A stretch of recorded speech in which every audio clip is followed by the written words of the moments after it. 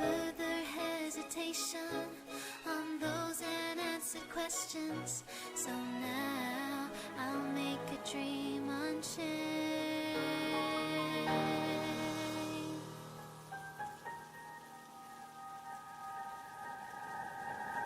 Let my heart brave and spread the wings, soaring past the night to trace the primal light.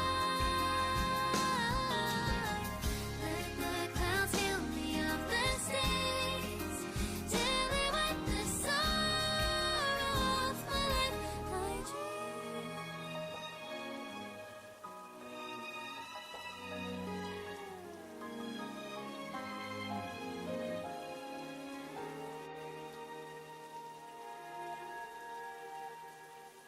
Let my heart bravely spread the wings, soaring past the night to trace the primal light. Let the clouds heal me of the stains till they wipe the sorrow off my life. I dream. I dream.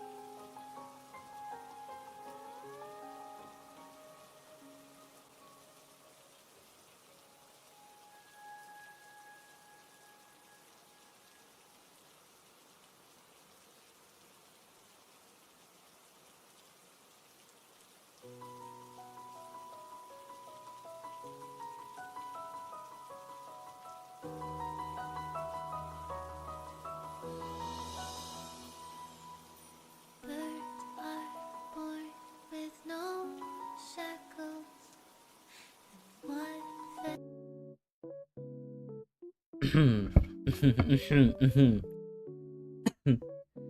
Hello, hello. Oh wait, forgot something. Wait. Let me get my water real quick. I'll be back. I promise.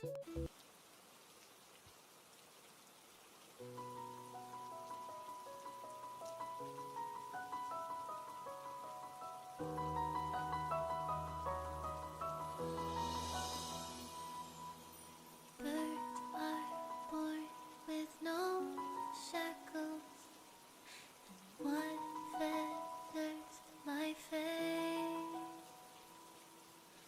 Blown away the white petals, leave me trapped in the cage. The endless isolation can't wear down my illusion. Someday I'll make a dream unchained. Let my heart bravely spread the wings. So Okay. Okay, I'm back. I'm back. Okay. Hello everyone. Welcome. Hi. How is everyone doing? It has been good for me. How about everyone?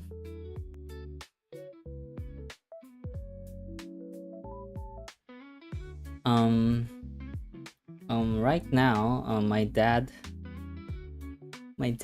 just baked something, and I'm trying it out. It's really good. It's a cake. It's really good.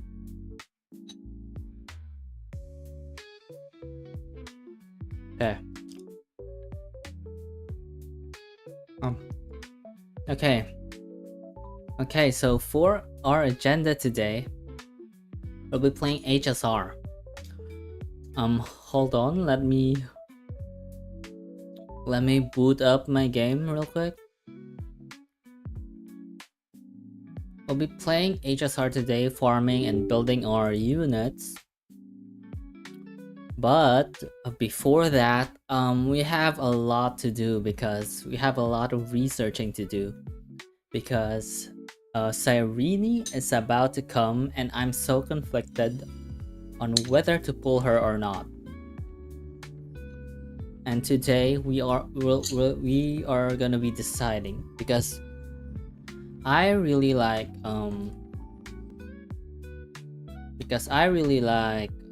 Cyrene, like as a character. She's basically Alicia from. Sorry, I keep eating. She's basically Alicia from Honkai 3rd. And I haven't played Honkai 3rd, but there's this guy that I watched back then. I forgot his name, but he played Honkai 3rd from the start to finish, and I like watched her for such long streams. Like I watched his VODs. I actually forgot what his name was, but I would watch this guy. No, are we lagging? I don't think we are. I was watching this guy. Like I have watched like about 50 hours or 50 plus hours of his VODs because of him just playing the main storyline of HI3. And yeah, it's crazy that I didn't play that game, but I watched so much of it. And Elysian Realm was peak, and Alicia is peak as well. So I really like the character, but the thing is I'm free to play, right? So I don't get to just pull anyone that I like. I need to be strategic of who the characters I should pull and what characters would benefit my what characters would benefit my account the most. And right now I'm so conflicted of Cyrene because I'm suspecting that Cyrene is gonna be Cyrene's best team is gonna be the Remembrance team, which consists of the HP scaling units. Oh my god, I'm sorry, we're lagging. Okay, let's wait for a minute.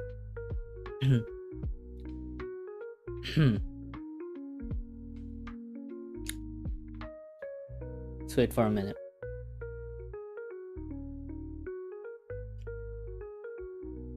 Are we good? Are we okay?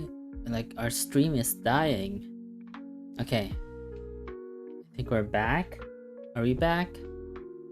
No, we're still lagging. Okay, I'm gonna wait for a bit.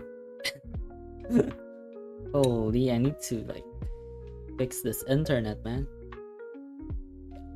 Like contact back, or I need a like new internet provider.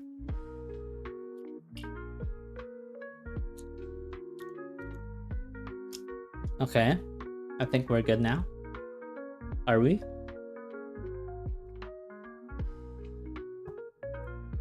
Okay. So as I was saying, I think Cyrene is gonna be like Cyrene's best team. Oh my god, we're still lagging so much. Okay, I'm just gonna continue. I think Cyrene's best team is the Remembrance team, which consists of all the HP scaling units such as Casteress, March 7th or Evernight, and Trebi or Trailblazer. I do have Trailblazer, of course, but I don't have strong HP scaling DPSs, and I think that's what Cyrene needs. Also, I don't have a lot of Chrysosairs, to be fair. I basically only got like Anaxa, Tribi, I do have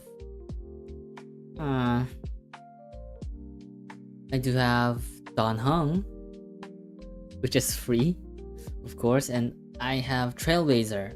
I think that's the only 4 Chrysosairs I have. And yeah, it's very sad that I don't have much and I don't have any of the remembrance units, and that's gonna be really hard for me. Yeah.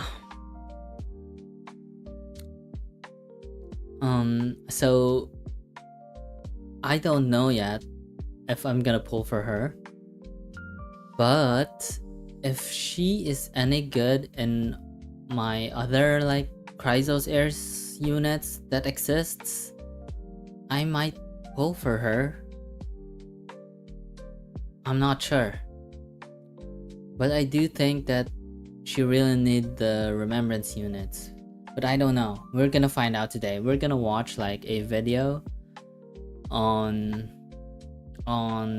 Cyrene, because a lot of people already like put out guides about Cyrene, because they people that were included in the early access for Star Rail. So we're gonna watch one of those guides and see how much or how good is Cyrene with my account. I hope she's good, man, because I really like her. But before that, before we're going to watch like before we're going to watch those kind of videos, those guides about Cyrene, we are first going to react to a new lore bomb that HSR just dropped, because you know it's about time, because Amphoria's saga is about to end, and so they need to open up a lot of new possibilities for the upcoming storyline, and I think this is one of it. I'm not sure, I haven't seen it yet. All I saw is a black cat in the thumbnail, which we all know is one of the Stellaron hunters, and we suspect it's Elio. So we're gonna watch those. So let me switch my my scene. Let me switch to the thingy. Oh, okay. Okay. Wait a minute. Okay, is my chat okay? Bang counter, act overlay.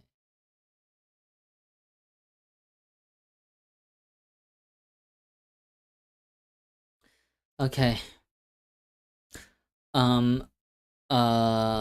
Okay. Here we go.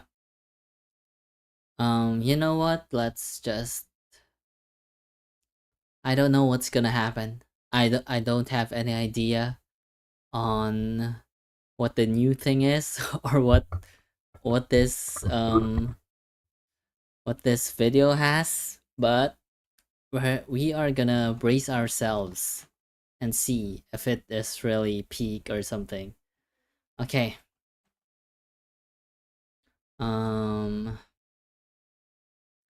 Hello YouTube. I am Syntax, and today we are watching another lore bomb from Honkai Star Rail, which entitled Exotale Scene 8. So, as we know, since Amphoria's saga is about to end, Star Rail basically puts out around this time. They put up a lot of lore bombs, like to give the future storylines like ways or possibilities for the future storylines for our Trailblazer, basically. So we are gonna watch it. I have not seen anything yet. So you know what? I'm excited. Let's just watch. Let's just watch it. Okay. Wait. Oh my god, I'm so excited. That's Firefly. That's Firefly. Wait a minute. Okay. Let's go.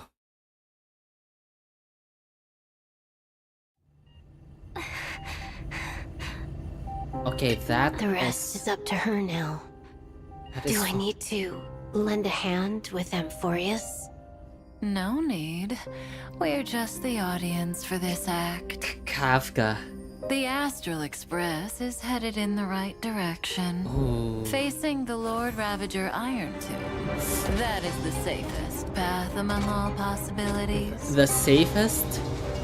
Remember the oceanic planet of Lushaka?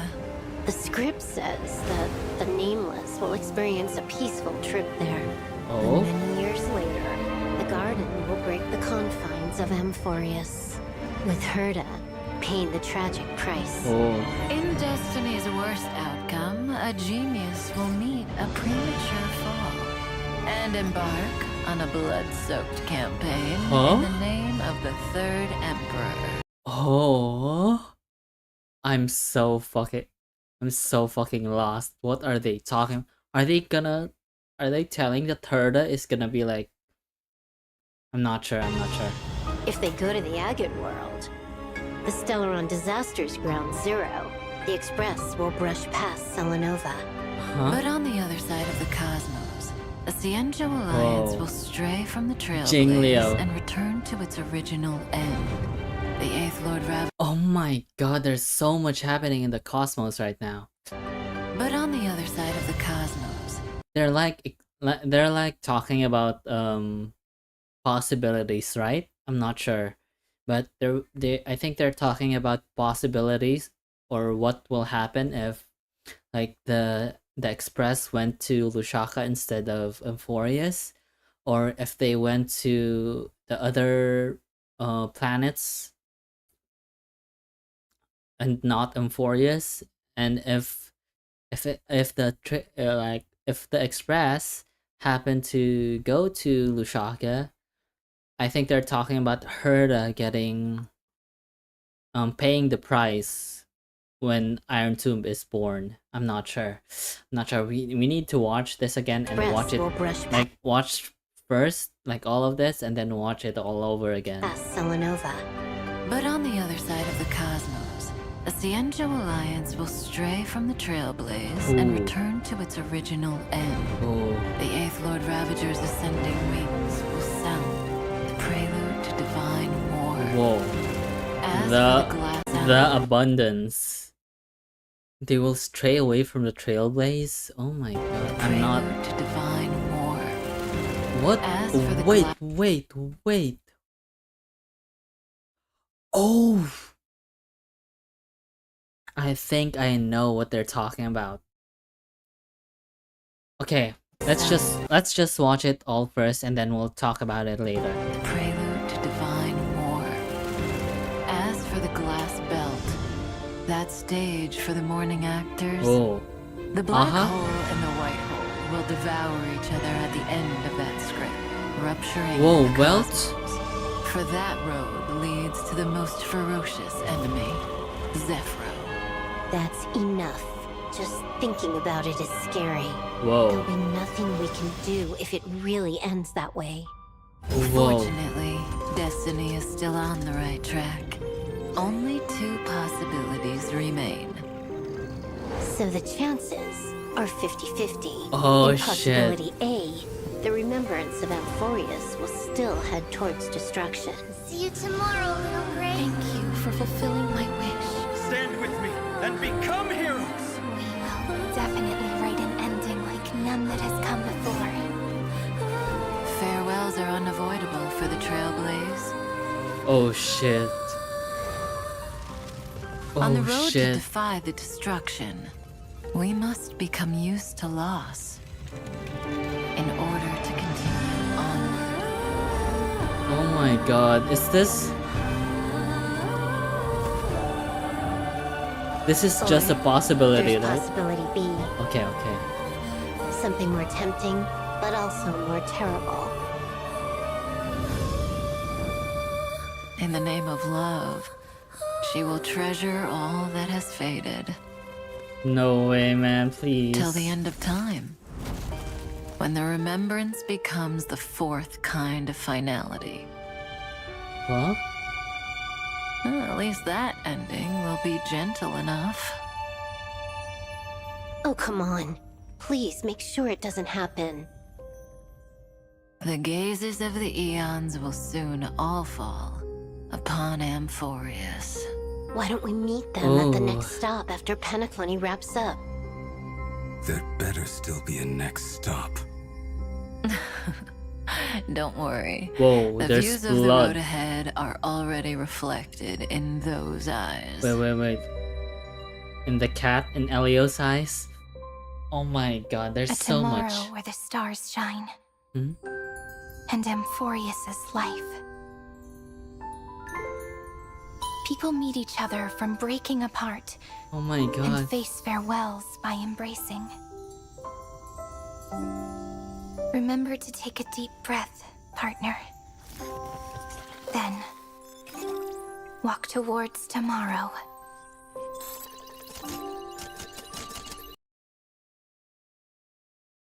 No fucking way, man.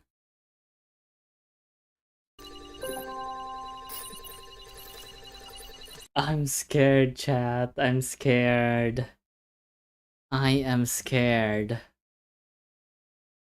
Like, I'm very excited for like the final saga because they hyped it up so much. Because they hyped it up so much in the... They hyped it up so much in the trailer and the special program. Like, it felt so epic. But now that I see this, I'm like nervous on what's going to happen. I get it, it's all just possibilities. But I don't know, man. Okay, so recap. I think we need to recap this. What? Okay, so this is from the POV of the Stellaron Hunters. So we know the Stellaron Hunters basically have a script which is written by Elio, who knows the future because Elio knows the future. So Stellaron Hunters like know a lot of possibilities, and so what the Stellaron Hunters do is like interfere with the possibilities to steer the timeline in the right path so that the universe doesn't end, which is what I assume the Stellaron Hunters goal is. So we have learned a lot about Elio's scripts this time. So they're basically talking about the possibilities, what will happen, and what are the possibilities that will happen if the Express went into a different direction or picked a different decision, or what will be the butterfly effect. So okay, let's like return or watch it again and pick every detail and see what's in every detail. And then I think we're gonna go into the comments because a lot of lore enjoyers is in the comments too, so we're gonna look on that later. But first, we get a scene where Firefly is in her in her capsule. I think she's like healing or something because she has a terminal illness. But yeah, she is healing after Penacony, after all the shit she's gone through Penacony. And they're talking about the possibilities. What are the things that would happen if the Express did not pick the path that they picked today, which is Amphorius? The rest is up to her now. The rest is up to her now. Do I need to lend a hand with Amphorius? Are they talking about Firefly? That Firefly won't survive? And the rest, I mean, Firefly is like terribly ill, and the rest is up to her because like Silverwolf has done anything to like save her or something? No need. Oh, no. I think they're talking about the Trailblazer, right? We're just the audience for this act. The Astral Express is headed in the right direction. This is definitely Elio, man. Facing the Lord Ravager Iron Tube. And the cat also changes eyes, like eye color. Is that like... Is that like a subtle like Easter egg or like a subtle hint on how the cat relates to Elio? Maybe Elio like possesses the cat, and that's how Elio communicates with the Stellaron hunters. I'm not sure. That is the safest. Okay, these are like the possibilities of finality. I believe. Among all possibilities. Yup. Remember the oceanic planet of Lushaka? The script says that the Nameless will experience a peaceful trip Okay. there. But many years later, the garden will break the confines of Amphorius, with Herda paying the tragic price. Injustice. Okay, so if the Express pick Lushaka as their next destination right after Penacony, basically, Iron Tomb will finalize or actualize, and Iron Tomb will basically fight Herda, and Herda will pay the price because she is gonna be defeated by Iron Tomb, I think, because the genius will meet a premature Destiny's fall. worst outcome, a genius will meet a premature fall. What is this? It's like, oh my god. I just realized something. Did Iron Tomb like make Herda her head? No fucking way. I just realized that because we know Iron Tomb doesn't have a head, right? And Iron Tomb is basically quote unquote seeking for a head. And the head is supposed to be like the erudition's head, right? Which is News. But I don't know, maybe in like a different timeline when the Express picked Lushaka as their next destination, maybe the years after that, Iron Tomb actually like actualizes, and then Herda fought, I think, fought Iron Tomb and loses.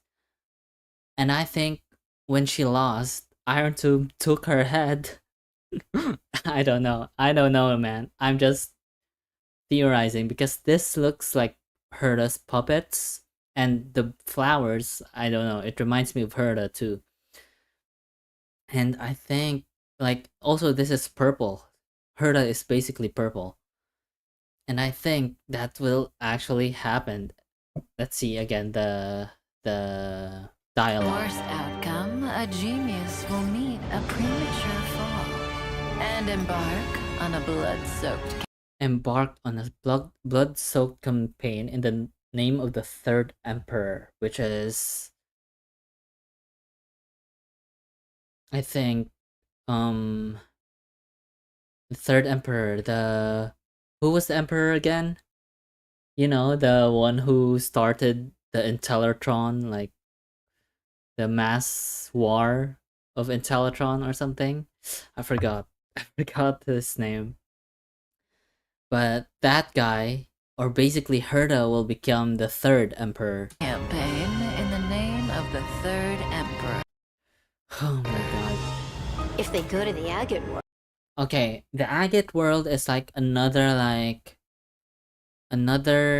option, I think, that we had to pick when we were like discussing with the crew, with the Express crew, on what world we are gonna go next. We're going to Trailblaze next, and the Agate World is, I think, one of the choices, right? Whoa, this is like gemstones. Is this like related to preservation? the Stellaron. Okay, again. If they go to the Agate World, Melustalin, yeah, that's a name. the Stellaron Disasters Ground Zero, the The Stellaron Disasters Go Ground to the Zero? Agate world. The Stellaron Disasters Ground Zero. The Express will brush past Selenova. Okay. Okay, so basically they will meet with Selenova, or they will have an encounter with Selenova if they went like to the Agate world. Yeah, Selenova is the Lord Ravager, I presume, that counters Harmony, But on the other side of the cosmos, if I remember. But on the other side of the cosmos, so basically another disaster will fall if they either pick these two worlds. First is gonna be when they pick Lusaka, which Iron Tomb actualizes, and Herda will get consumed by Iron Tomb and destroy the world. But if they pick Melustanin, the Agate world, something on Xianzhou will erupt.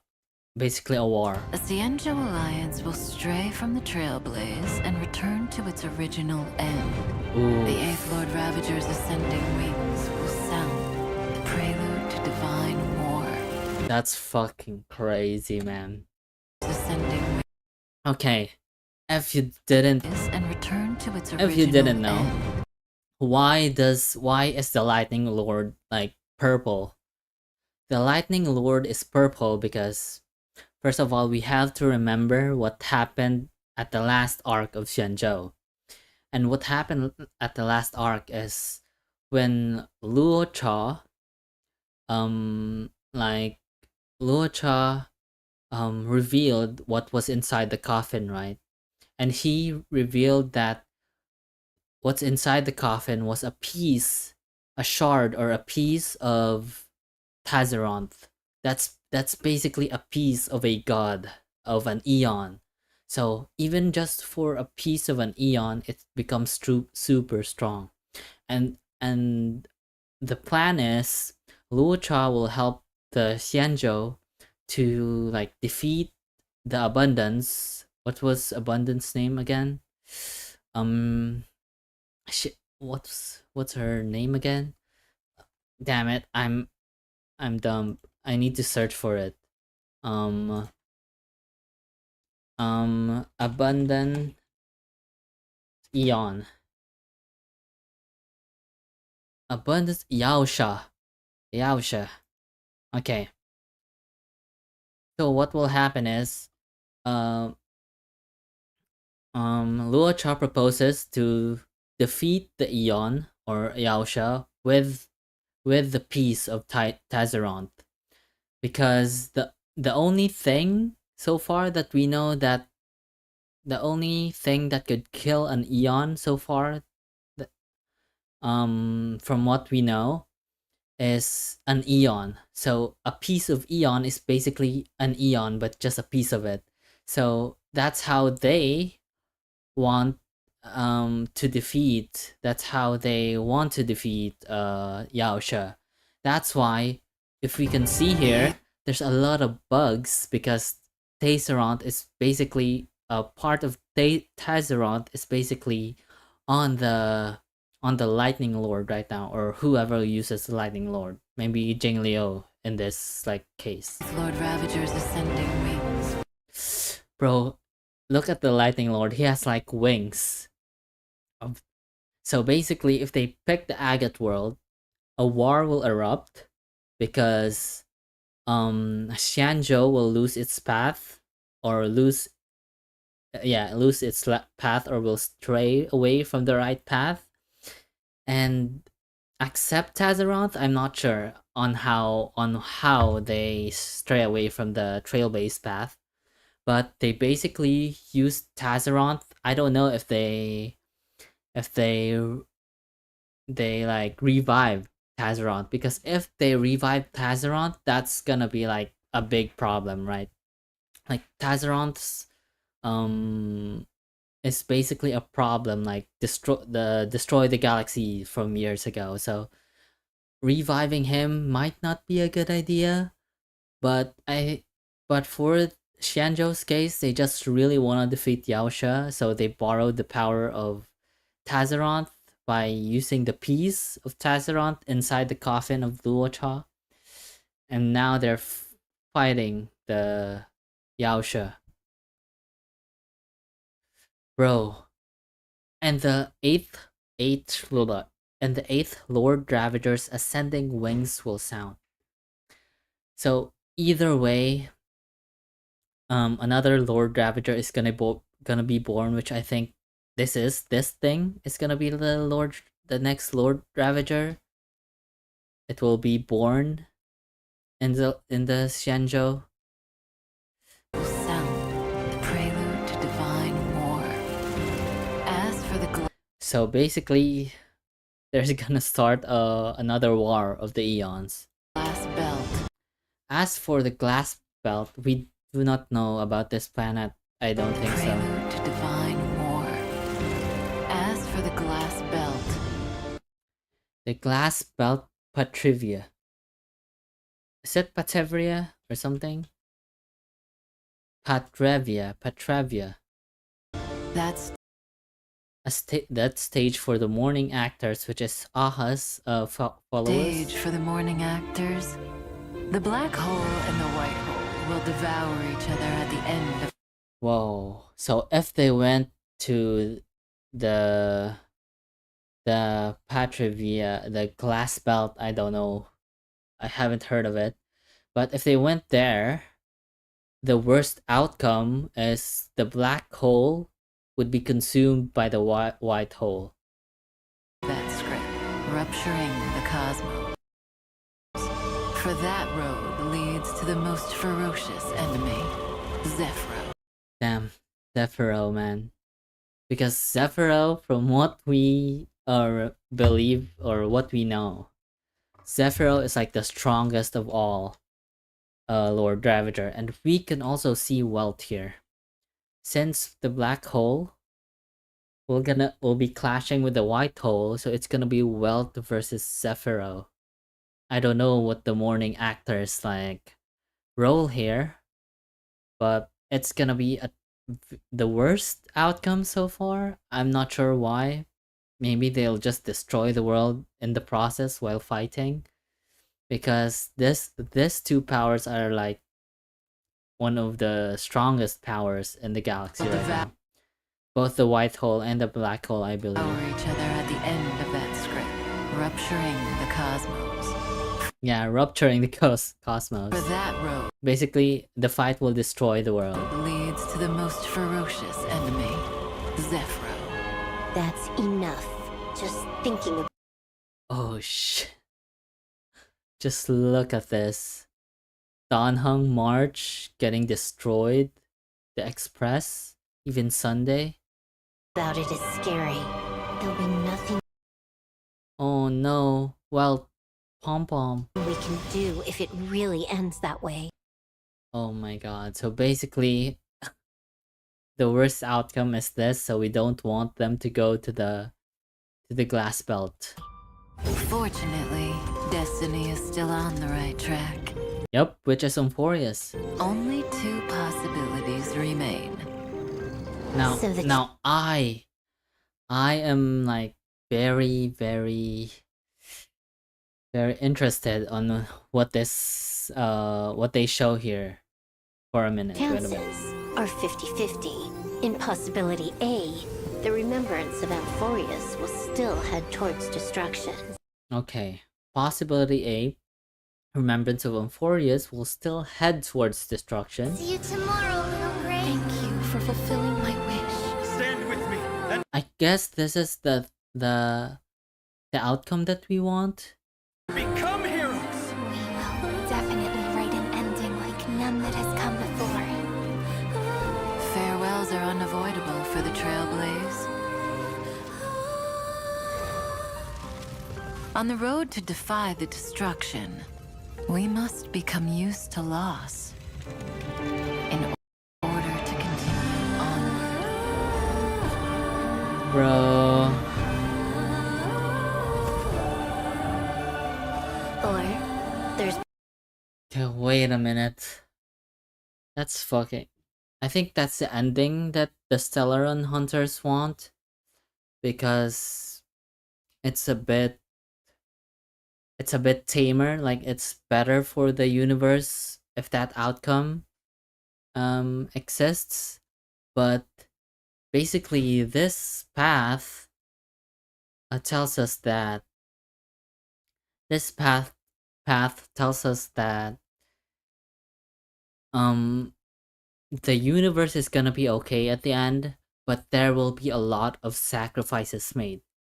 And by sacrifices, from what we just saw, the epic was like the book as I've written was torn away.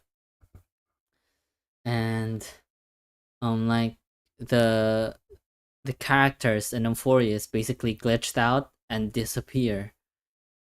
And I think that's gonna be like a very tragic ending. Bro, I'm scared, man, because I think they could go that path, man. They could definitely go, especially Xiaoji. Like that guy is not playing. So I'm not sure if Euphorius is going to become a real planet, or it's gonna delete itself in the process while fighting to defeat Iron Tomb. Because that's gonna be so tragic, man. All our friends in Euphorius is gonna be deleted along with Iron Tomb. I mean, the universe is okay, but at what cost? Like all our fate, like a lot of people have been attached to the Euphorius characters. I really like Finon. I really like Cypher, bruh, and Alicia too, man. And I think that's what they're talking about here. See that? They're all just disappeared into data. Us. In order to continue onward.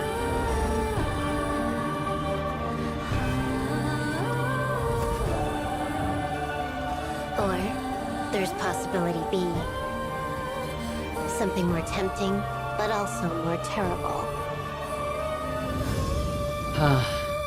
In the name of love, she will treasure all that has faded. Till the Wait, end will what? treasure all In the name of love, she will treasure all that has faded. that has faded. Till the end of time. When the remembrance becomes the fourth kind of finality. Okay.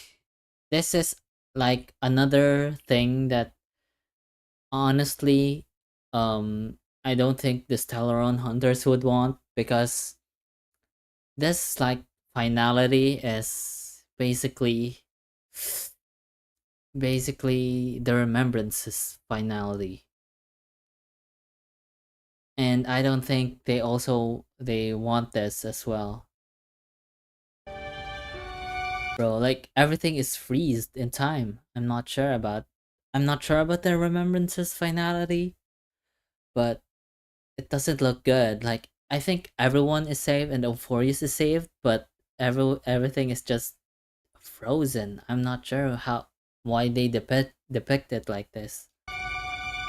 At least that ending will be gentle enough.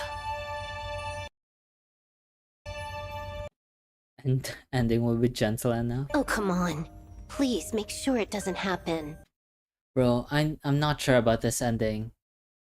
This ending, like, I think Cyrene or Euphorius like lives, but at the cost of freezing the whole universe or something. I'm not sure what they mean by freezing. Frozen in time, maybe? I'm not sure. The gazes of the eons will soon all fall upon Euphorius. Why don't we meet them at the next stop after Penaclony wraps up? Also, wait just a minute, because what the hell is Blade doing? Blade just murdered someone. Like, look at the trail of blood. There better still be a next. Look at the trail of blood at his feet. Like, it's coming towards his sword. Bro is like, what the hell is wrong with bro? Stop. Don't worry. The views of the road ahead are already reflected in those eyes. Okay, so basically this confirms that this cat is either Elio or the medium that Elio communicates to the Stellaron hunters. And of course, Cyrene talks about what... A tomorrow where the stars shine. Mm-hmm. And Amphorius's life. People meet each other from breaking apart. Wait. A tomorrow where the stars shine... A tomorrow where the stars shine. The stars shine. And Amphorius's life. And Amphorius's life. People meet each other from breaking apart and face farewells by embracing. Remember to take a deep breath, partner. Then, walk towards tomorrow. I need to read the code. Then, Signature confirming. Deletion sequence initiated. This is what I think is this is what scares me. Signature confirming. This confirmed. Firewall checking. This is like the Kotaro Zane algebraic expression. This is like the old calculations that Ligas uses or Xandar uses. Past, Amphorius cache, cleanup, done, terminating, failed.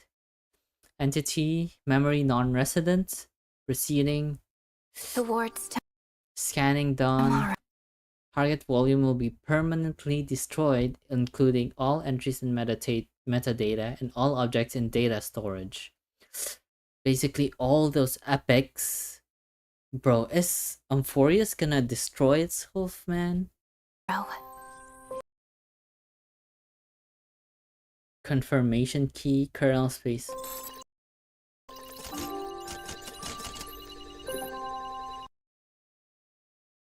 Data deletion process, which is data. Let's see here, Amphorius / data / Chrysos heirs. I don't know who's this. Cyrene? Oh, bro, man. She just came and then she goes away.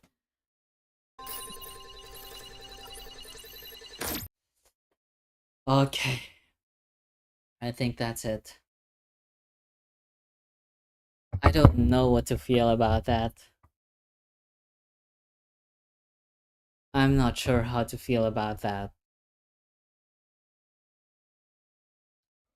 This dialogue, like, it sounds like Cyrene is like saying goodbye, right? Well, she is basically saying goodbye. And we don't know if this actually will happen. We don't know that. I hope it doesn't, man, because I love this character so much. So there are two possibilities. The first possibility right now is we will defeat Iron Tomb with a price to pay. And they are hinting a lot of the price to pay to the Amphorius characters or the Amphorius itself. So for the price of the Amphorius characters getting deleted, Iron Tomb will be destroyed or will be defeated, and then the universe survives. And then the other possibility that they mentioned is that Amphorius doesn't delete itself, I think. it doesn't delete itself, or it doesn't get deleted, but um but um remembrance will take over the universe and freeze it in time. I'm not sure if that's what they're like trying to mean with that stuff, but remembrance will take will take a hold of the universe, and basically universe is fucked, right? And I don't think anyone wants that. So the the best outcome would be like accepting like the sacrifice of the Chrysoceres and continue on with the story after defeating Iron Tomb. But there's a but, guys. What if it what if is I can't speak right now. What if there is a third possibility? A possibility that Elio did not anticipate or did not see. And Trailblazer will create that possibility in the moment. And everyone is happy we defeated Iron Tomb and saved Amphorius. And saved all the Chrysoceres. Cinema, right? Cinema. Now I will be looking forward for that possibility. I don't know about y'all, but I still have wait, why do I have hard eyes right now? What the I did not I don't know about you all, but um that's my possibility. That's like what I want to happen. So what did you all guys think about the Myriad Celestia trailer, like the Lord up? It's crazy. But let me know what you guys think about the video. And yeah, that's it for today. Bye everyone. Blah, blah, blah.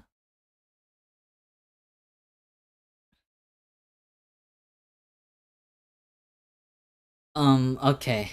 I think that's it for the recording.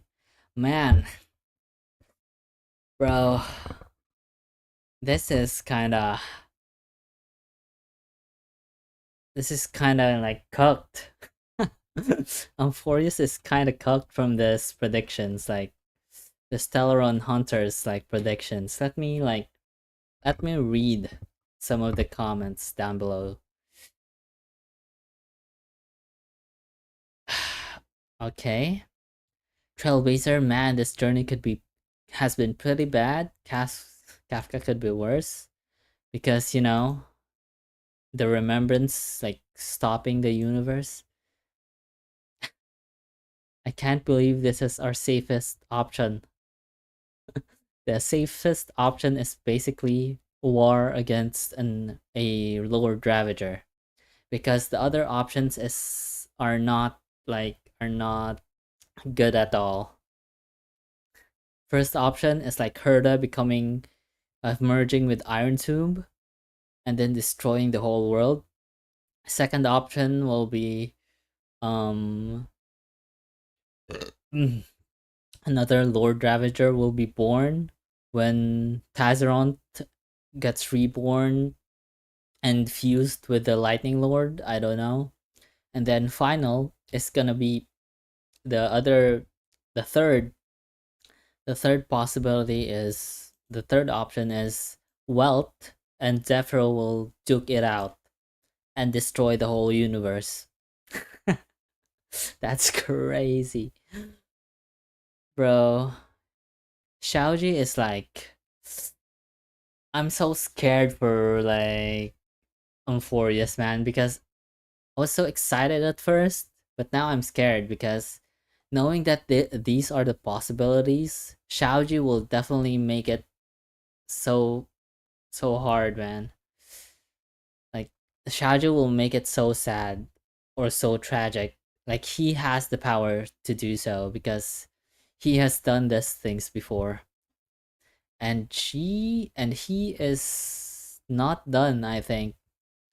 He is like he likes toying with the viewers, like the players, feeling so much that it's definitely possible that Amphorius will end in a tragic, but like tragic but good for the universe kind of ending. But I still hope that Trailblazer will create like a third ending, right? Because he's just him. The Trailblazer is just him. Um, bro, they really said, you know what's more terrifying than Iron Tomb? Herda as Iron Tomb.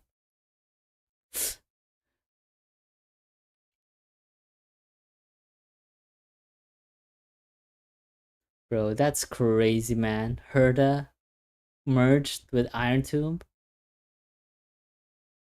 Okay, this is what I want. This guy, he gets me. The script. There are only possibilities A and B. Trailblazer. Rules are meant to be broken. And this is what I want. This is what all we want. Herda being absorbed by Iron Tooth and declare a third mechanical emperor war, and that's crazy.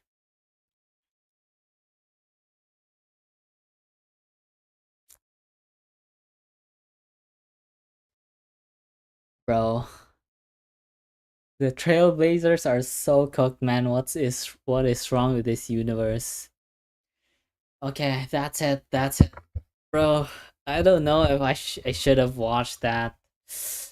This this is crazy, man. I don't know if if we're gonna get out of this alive. Okay, I think that's it for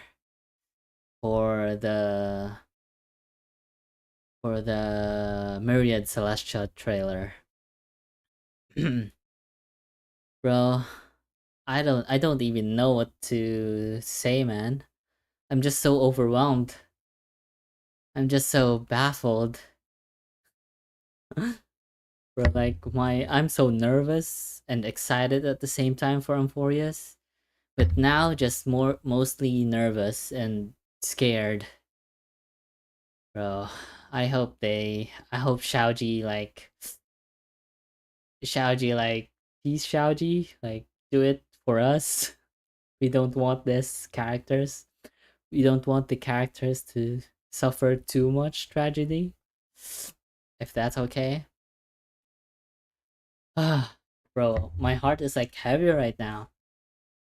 I'm supposed to go on with this stream like uh with a good like mood and something, but now I'm just I don't know, I'm just overwhelmed. There's so much lore drops. Okay, let me eat my cake first. I need to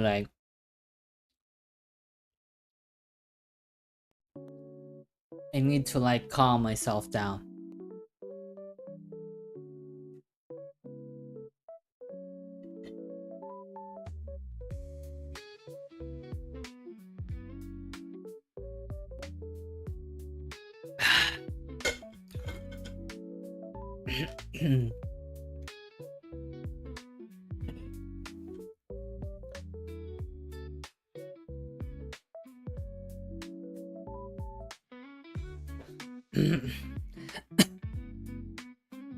Okay, bro. I'm so like I was overwhelmed by that. But I think we are good now. So,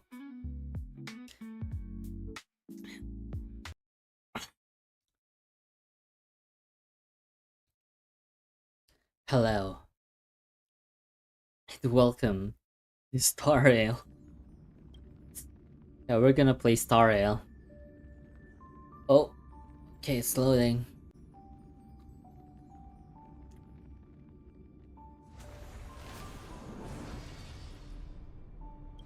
Bro, what a crazy video, man.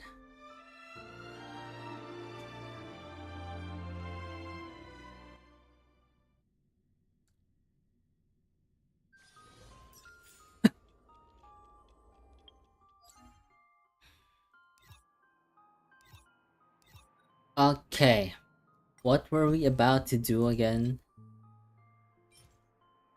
I could use this to buy like things like in the shop, right? I need this though. We'll do that later. So, what are we gonna do today? We are gonna farm. Are there no events today? Are there events today? Okay, we are gonna do that later.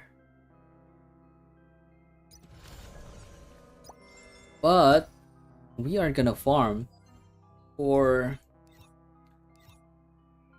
Lushaka, I believe.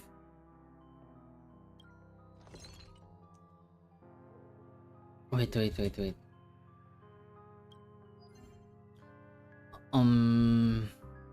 Are we farming for Lushaka or Vonwak? We could farm for Vonwak.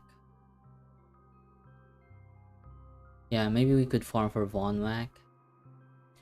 And then we would farm for... We need to farm for this, for Tribi, because Tribi's relics are so bad that I need to farm like immediately. Or we could farm for this, which is gives us a lot more value because we can farm for Sacrados, which is good for because we're farming for Tingyun. And also we're farming for this because we're making like a better build for Herda and for Anaxa as well. Think that's a good start. Yeah, maybe that's a good start.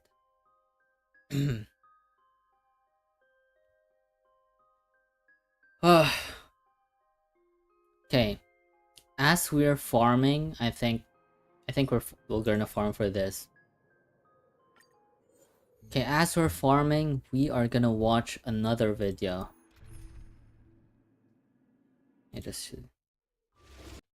Okay, because while we're farming in the background, we are gonna watch a guide. We are gonna watch a guide on our goat, Cyrene. Wait a minute. Okay, we're gonna watch a guide for Cyrene. Because right now I'm undecided if I'm gonna pull for Cyrene or not. So we're gonna watch a guide from none other than the Mr. HSR himself, self-proclaimed. Well, this guy is basically addicted to HSR. So I think we can like understand his opinions and stuff. Because not gonna lie, I can be like influenced by doom posting, right? I'm not immune to like doom posting and stuff. But for now, because a lot of people are like saying Cyrene is bad, is a side grade, and she's basically a shit unit, right? And so I don't really want like I'm really hoping for Cyrene not to be, although like a lot of doom posting has been happening. But I want to like stay in an objective lens towards all of this. So who knows, maybe Mr. Pokey can convince me that Cyrene is actually worth pulling if I have the right units for my account. The only sad thing about Cyrene is that I don't I don't really have a lot of Chrysosera, so maybe she's not that valuable for my account. And if that's the case, I'm just gonna cry in the corner because I'm not gonna be pulling for her. Because if that happens, I'm gonna be saving for the next archetype that is gonna drop in the patch. And yeah. I have found this video. The best version 3 support. So this is basically Mr. Pokey like trying to justify Cyrene against the Doom posters. So I want to watch this, and you know, maybe we can learn from it. Who knows? Maybe Cyrene is actually good, and the Doom posters are just Doom posting. Okay, let's see this. And also, this will serve as a guide if we're gonna pull for Cyrene or not. Okay, here we go. Wait a minute. I think we could make this into a YouTube video. So I'm gonna start recording. Okay. Okay, so I am gonna be watching Mr. Pokey's video entitled The Best. Wait a minute, what's the title? The Best Version 3 Support. So I'm gonna keep in an objective lens throughout all of this because I am not immune to Doom posting, but I'm a bit more like I'm a bit more tolerant to it. So we are gonna see if the Doom posters are really just Doom posting, or maybe Cyrene is the best version 3 support. Who knows? So we are gonna watch Mr. Pokey and see what's his like perspective is. So here we go.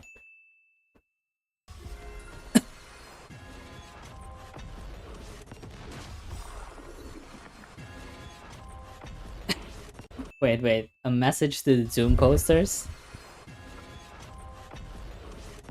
She is not mid. Tier 0. This will be my Okay, wait a minute. Let me boost the volume up. highest effort early access video I've ever done in my entire life. It's Okay. probably gonna be longer than my So while we're watching, I'm gonna actually finish my cake. longest 45 minutes Sunday early access from back in those days. So please spare thoughts and prayers for myself and my editors. Smash the subscribe, like button, share, all that kind of stuff. Holy and leave your overworking. thoughts down in the comments below. Hey guys, Mr. Pokey from the future. I think we've been working on this guy for like more than I think 96 hours at this point. This is gonna be a part 1 of a multiple part series for everything you know about Cyrene. Wait, this is part 1?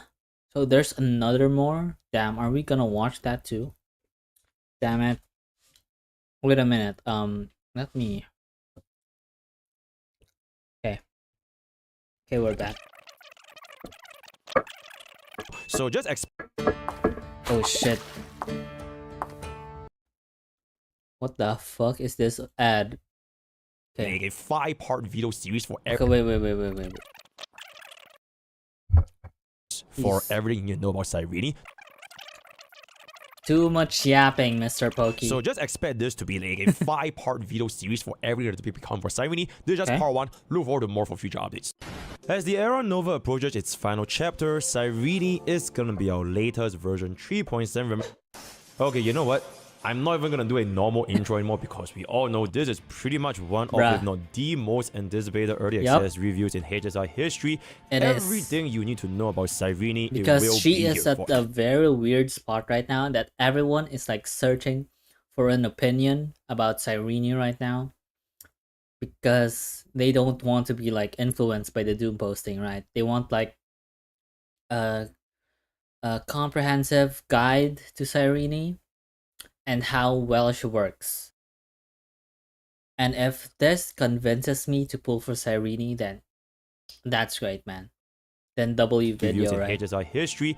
everything you need to know about Cyrene, it will be here. For every single Chrysos hair, every single endgame, every single team up, rotation, Damn. ultimate. Is she mid? Is Holy. she bad? How good is she? Should you pull her? And I do also intend to make even more Holy follow-up videos overworking, before Mr. the actual Pokey. live server. You know how Damn. they called me Mr. Anomaly in the YouTube comments for the amount of anomaly Okay. arbitration videos I made in the past couple of Mr. 6 Anomaly. weeks? But you might as well call me Mr. Cyrene Deluxe Ultra Pro Max version 2.0 because I am gonna make my anomaly arbitration grind look like child's play. So without further ado, let's get into today's content.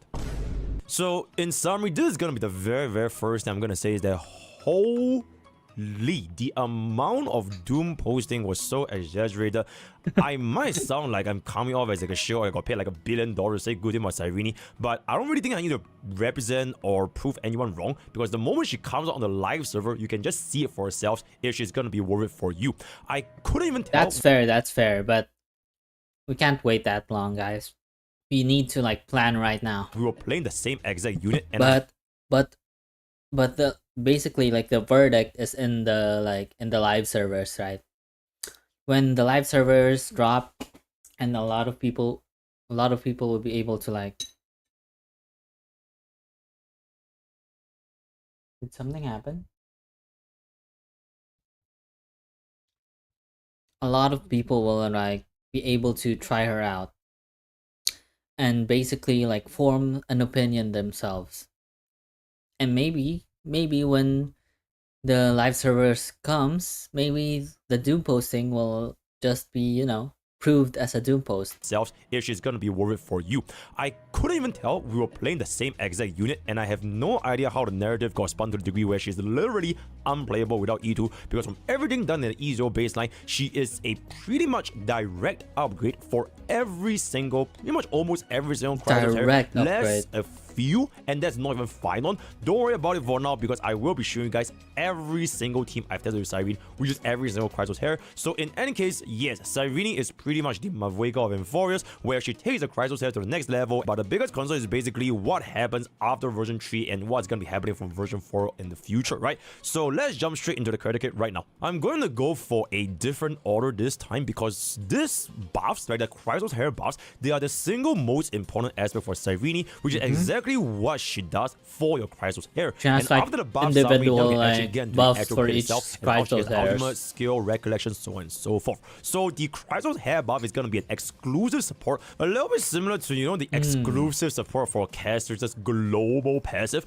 Well, Cyrene is not going to be a global passive, so this is pretty much where her ultimate and Mimo support skill is going to be exclusive from, all combined into one. But we will just structure this as the Chrysos air buff section because you'll pretty much exclusively run Cyrene with all of the other Chrysos hairs. Okay. Yes, she might be a little bit of a favorite. She hates everyone else and she only likes Chrysos hairs. So after using Cyrene's ultimate, you can choose a Chrysos hair in which you can get these following respective buffs. First things first, you can definitely tell Hoyo went all out on her budget. I mean, just look at this screen over here. Holy. And of course, with all things in life, not everyone here is going to be treated the exact same. And some comps here will definitely perform better than the others. Generally speaking, I will structure this as what the buffs do as well as my personal experience playing with them. And I'm going to be splitting them into two main things, which is the main DPS heirs as well as the secondary heirs, right? So we have 6 main DPS heirs, and those are going to be Aglaia, Maile, Alexa, Casterus, Hyacinth, and Phynon. And the secondary heirs will include RMC, Tribi, Hyacinth, Cypher, Servidra, and DHPT. Everyone would then be treated as both a main DPS and sub DPS or secondary hair herself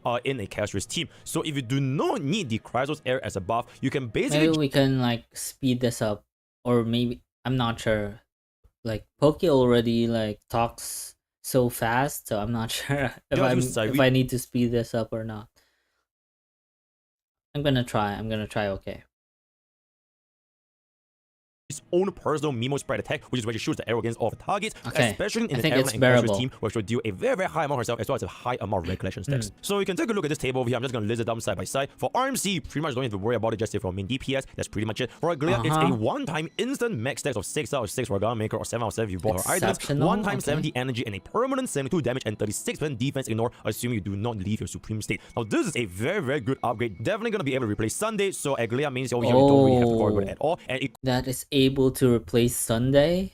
That's good, because Sunday is like a very like sought after unit, right? So basically you can use this, like, you can use Cyrene instead of Sunday, and now Sunday is like open to another like crit DPS that you want. Completely replaces Aglia's old version 2 teams, and that's gonna be your Sunday, Robin, as well as Huohuo. And up next, what Tribute is gonna be a permanent buff for a personal 12% defense ignore and 1 additional damage from the zone. It's gonna be kind of okay for niche hyper carry, but most of the time you're not gonna be using this because all of the defense ignore is just for Tribute's personal damage, right? And then next is gonna be My Day. It's gonna be a one-time thing similar to Aglia. Remove. Damn it. A lot of ads. Okay. Continue. White. One God Slayer instantly. What? Thing similar to Aglia. Remove crowd control, which. White. One. Remove crowd control from the guy who doesn't get crowd control. God Slayer instantly with 200% crit damage buff. The second half is pretty much going to be unused. This is also going to be a very, very good upgrade. Definitely going to be able to replace your Sunday in a higher scene as well as Tribute team comp. Now for Midas specifically, I've also tried him out with a little bit of Servidra, but I'll talk about it a little bit later in the future. Right? Jumping next is going to be a caster. This is going to be a permanent buff similar to Tribute, where you get a overflow new buff with a 0.24% multiplier for each 1% overflow, additional damage for 2 or less. I don't know how to use casters, man. I don't understand casters at all. Extremely good. I don't have a single caster as a remembrance unit. And this also does have the inherent second highest value due to Avenite's inclusion with the Cyrene and Caster's Remembrance flagship team comp, right? And then for our next guy, it's going to be a single time similar to My Day, 1 skill point, instant action, just like a Sunday action value advance. Now this guy. No, I do have this guy, but I don't have Seridra, so does it matter? I don't know. Plus 3, as well as 60% erosion attack buff and 40% skill damage. This is absolutely exceptional. Ultra giga upgrade, and you completely replace Sunday. You will never ever think about Sunday ever again once you get it on with the next up. And jumping next is going to be Hyacinth. Now do note that for Hyacinth specifically, there are 2 different portions of the buff. One is the passive buff, where she actually gets it by herself. You don't even have to cast the buff on Hyacinth, and you can just completely get this. And the other buff is going to be giving her the additional 24 energy, right? So you can see over here, 24 energy, also the 2 sets of plus 72 healing value. Now this is going to be automatically used most of the time. Not that much. Hyper energy funding, you could consider giving Cyrene more charge. Maybe energy, because of the energy could help her. New buff even faster, or you can just go back for Cyrene. But it's better to like buff your like supports and your DPS, right? Instead of the Hyacinth. I'm not sure though, because Hyacinth deals a lot of damage, so maybe she needs that ultimate. Damage, right? So on jumping next is going to be Cypher, also going to be a permanent buff. Damage down by Cypher increased by 26%, and a permanent defense down 20% on the main target and 12% to all others. Now this is going to be very, very nice due to a pretty much permanent 20% defense down buff, especially on the main target. But the unfortunate thing is Cypher lacks a Chrysos Air main DPS to run with, because she is Oof. Lacks a Chrysos main DPS. Chrysos Air main DPS. Because she's pretty good with Acheron and like Fei Xiao, right? What is she good? What else is she good at? Aglaia, maybe?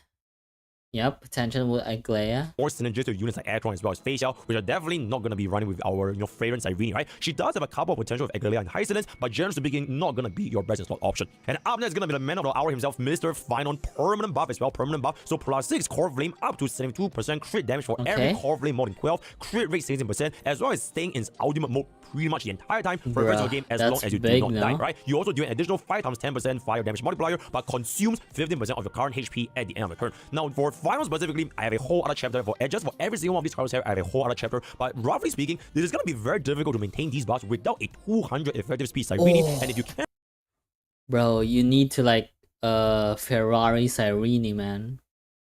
You need to like a very fast Cyrene. 200 speed. Good luck on the speed stats, guys. This is actually a massive damage increase over time as long as you remain longer in the course of the battle. Because every single time you will use Sunday and Servidra, which is going to give you the ultimate and very, very easily at wave 0, the more the battle drags on, the more frequently Finon will lose the ultimate state. And as such, you're going to be missing out a lot more damage compared to if you just use Cyrene and you just slam meteors 24/7 all the time. And for Hyacinth, it's a single time, just going to be a single time, not permanent. 60 energy. Bro, what is this team? Hyacinth, Tribi, Hyacinth, and Cyrene, because Cyrene needs Chrysos Air, so she basically can't use Kafka. 120% for damage dealt, DOT prop for 60% using basic and 80% for skill, but pretty much every single time you are going to be using your skill. So this is a pretty decent upgrade, a very slight upgrade over Kafka in area of effect with Tribi, Hyacinth. Whoa, this is still an upgrade? That's crazy, no? This is still an upgrade. even though like Kafka's not on it. Ego tutorial Kafka is still extremely good for Hyacinth, so I personally would not worry about this that much. And then next is going to be Saryuja, which is going to be a 30% crit damage buff, as well as getting 1 charge after coup ends. Now this is very good, exceptionally good. Always use it for Saryuja, whatever you want to do, use Saryuja with other DPS, because it essentially reduces the number of charge required from 6 to 5, which is actually insane, right? So mainly, you're going to be seeing her quite frequently in Final, sometimes with Alexa. And then jumping next is going to be for Evan, permanent buff as well, damage dealt increased by 80% for Memory Price skill, as well as additional Memoria, as well as plus 12% crit damage boost from Evan. Now this is also going to be an exceptional increase, ultra giga array, and you completely replace Trippy, which combining this with Cassius is gonna form the entire structure of our Remembrance flagship, running Cyrene, Cassius, Evernight, as well as Hyacinth, right? And for Cyrene herself, it's gonna be 1 times 6% ice damage. 3 story allows for 1 extra turn to use what was that team? Is that the Caster's team? Hyacinth, yeah, right? it is. And for Cyrene herself, it's gonna be 1 times 6% ice damage. 3 story allows for 1 extra turn to use 1 more of the Mimos by AoE attack, which is automatically used. You don't have to worry about it at all. And for DHPD, he does also have a passive 24% damage buff, so you don't have to cast it on DHPD and you still have it. But you also have a 1-time buff of 3 additional damage for your Soul Dragon, as well as 100% action value advance for your Soul Dragon, and buff for 150% of your original shield, automatically used most of the time, and pretty much you also don't have to worry about DHPD, because the only time you're going to be using DHPD most likely is going to be running Final, and Final is just going to be focused on Final and Saryuja. Okay. So at this point, I'll pretty much dive into each individual unit in the greater details later on the team's segment, but for summary, Evernight as well as Anaxa stands to gain the most for Cyrene's buffs, followed by Cassius, who makes use of Evernight the most. Evernight and Anaxa stands to gain the most for Cyrene's buffs, followed by Cassius, who makes use of Evernight the most, and then Aglaia and Mighty. Hyacinth has a slight upgrade in DOT, and everyone else in Cyrene teams such as support does not require Cyrene's ultimate buffs or are simply anti-synergistic. Special shout out to Saryuja alongside Phanon. If you do have Saryuja with Phanon, you can see that the buffs of Saryuja is also going to be absolutely exceptional. And as I've mentioned, Hyacinth holds a special role with Cyrene. You can see from the asterisk at the table over there, in a sense where any team that can make use of Hyacinth will be able to make use of Cyrene much better, and the reason for which is pretty much going to be explained to Kid later. Now, while Hyacinth is definitely going to be very synergistic with Cyrene, I just want you guys to know that Hyacinth is actually not a must for Cyrene teams, especially not for attack scaling DPS, especially Hyacinth is not a must for Cyrene teams, especially not for attack scaling DPS. I've tested out in the future video where I essentially ran Cyrene with DHPD on the which is Anaxa, Aglaia, and Phanon. The thing about my account is I do have Anaxa, but I don't have Saridra. I don't have Saridra. Final, right? So these 3 attacks in DPS, because they were not using Hyacinth in the first place, what ended up happening, I'm just gonna save it for the future video, but generally speaking, if your current Chrysos hair is a HP scaling DPS, namely Mighty as well as Cassius or Evernight, then these 3 will still use Hyacinth with or without Cyrene, right? So to dispel one of the biggest misconceptions, no, you definitely do not need Hyacinth for every single team if you're gonna be running with Cyrene with it. As such, every single Chrysos hair in the I don't have Hyacinth, I don't have HP scaling DPS.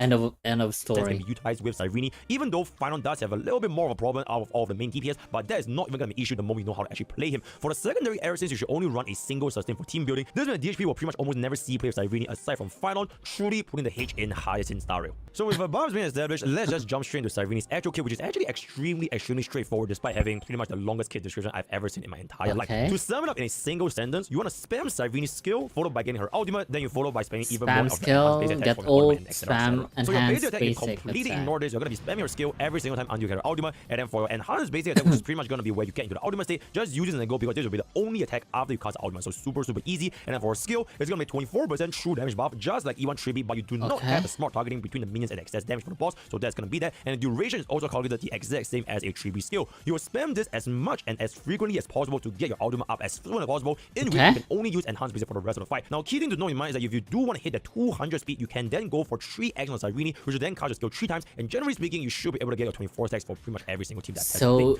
you basically need a 200 speed on Cyrene. Basically, all your substats goes to speed for Cyrene, because you want her to be as fast as possible, to have like 3 turns in one cycle, so that you can get her ult at the end of the cycle. And then for ultimate is wholly team-wide ultimate elevation, absolutely insane. And yes, this is not just energy, it includes your new buff such as Cassius herself. She does have a causes it to immediately gain 1 extra turn. Okay. Activates all teammates' ultimate, then enters the ripples of path recovery state. Increases 50 crit rate. Okay. So 50% crit rate buff over here. So building Cyrene with 50% crit rate will guarantee your personal damage once you are going to be in your ultimate state. And she can only use EBA for the rest of the fight. And this EBA does quite a decent chunk of damage while giving you even more recollection. And once you reach this stage, everything else for Cyrene is going to be 1,000 million times smoother before the ultimate. So pat yourself on the back, you have pretty much finished the most difficult part of using Cyrene. On the flip side, not getting to your ultimate state is going to be a massive bummer, which is why units like final and using DHP is Not getting into your Cyrene's ultimate state is a massive bummer, which is why you... sustained are generally going to be NTR by Hyacinth and everyone else, but there are still going to be workarounds towards this. Oh, so she's basically really good at HP scaling DPSs. So we're going to talk about it a little bit later. Now, very, very important for this point, depending on the teams you're going to be using Cyrene in, her ultimate usage will be differing between each team. Generally speaking, the AI will pick the right targets, but it is highly, highly recommended to use manual with Cyrene's ultimate, since you can hold your recollection all the way up to 24 stacks, and you can actually time exactly when you want to cast your Cyrene's ultimate for the respective Chrysos hairs. So stay tuned for the team comp session to discuss each individual team, who to use and when to use Cyrene's ultimates with. But generally speaking, as a rough guideline, permanent buffs once, followed by your main DPS. Hyacinth and DHP buffs are pretty much very, very rarely seen, except for some very... Oh, because you want permanent buffs first.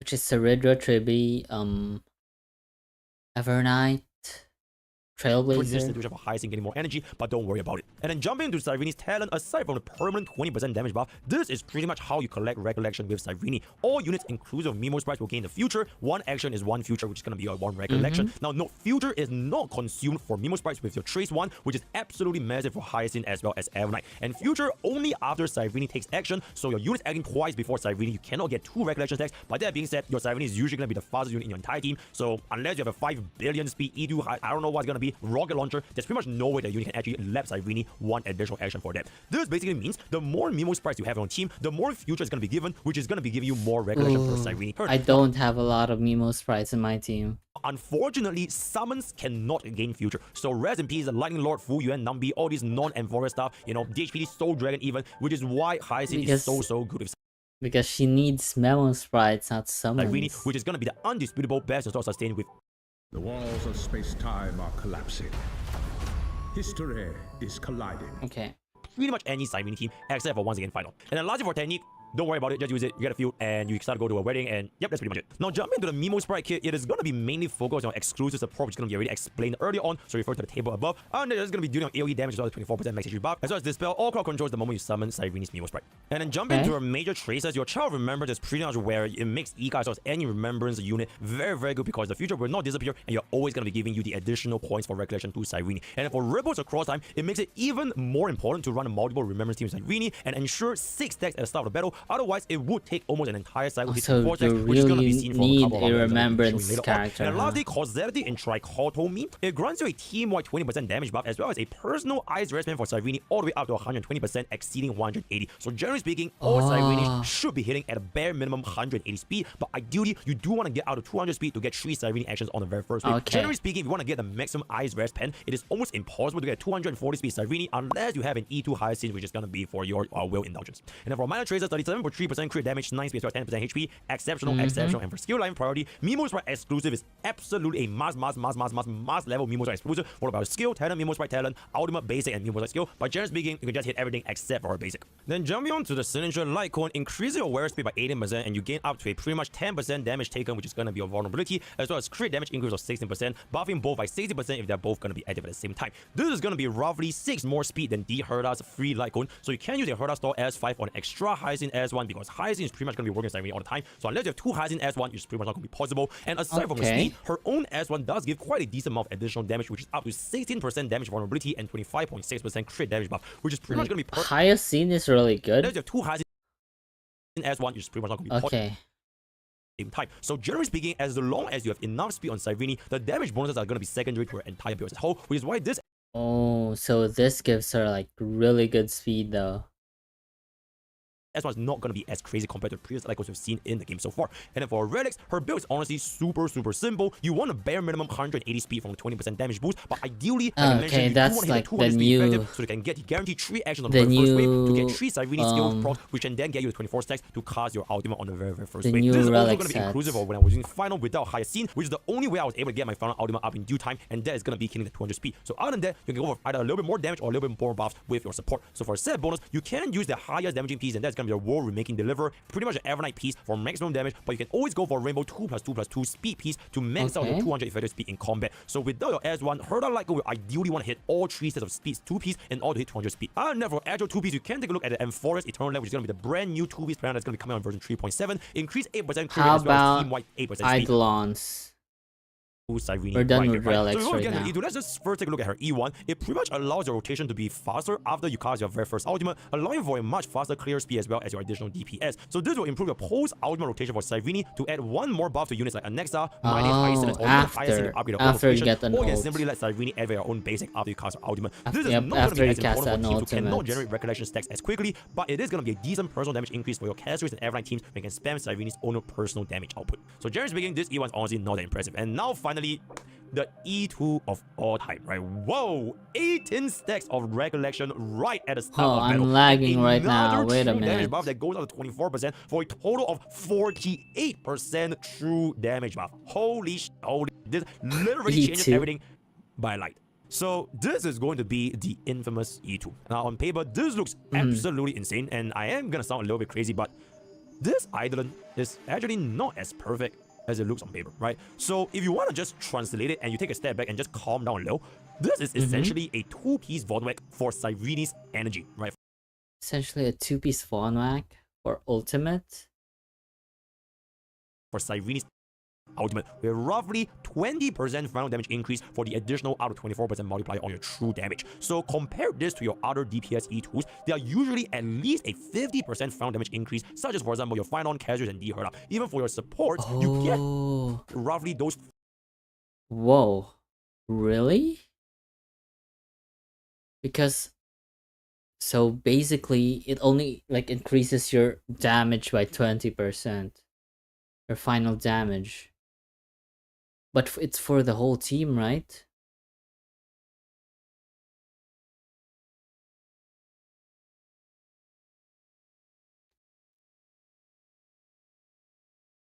Yeah, it's for her team, while main DPS like damage,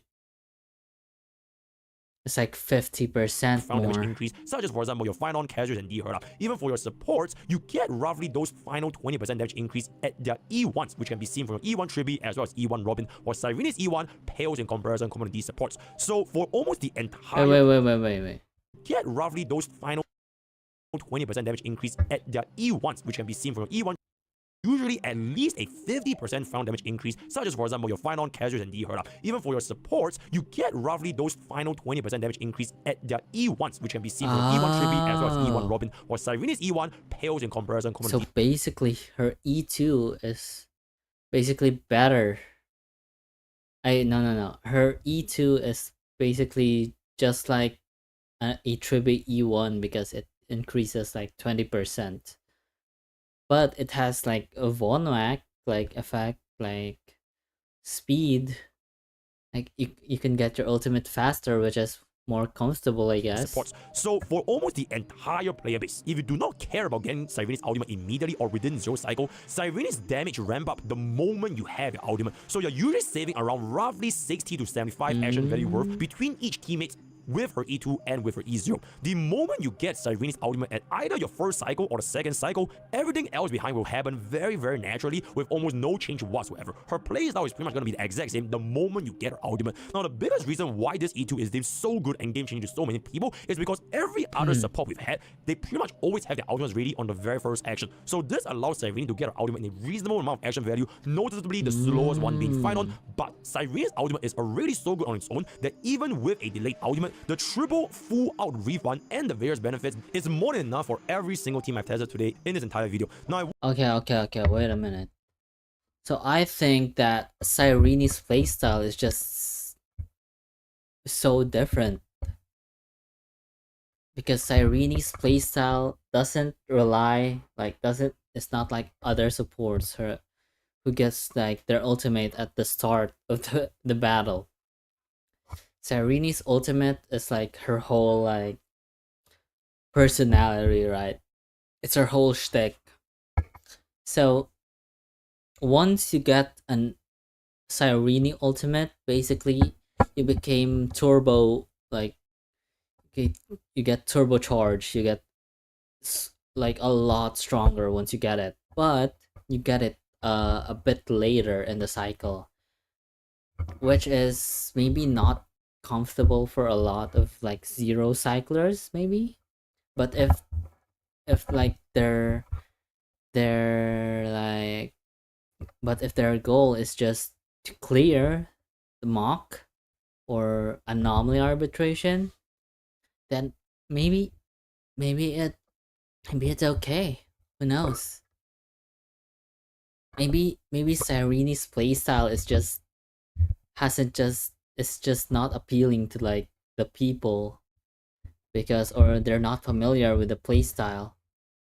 Because I get Cyrene's playstyle, like she's basically like a in like league terms, she's basically like the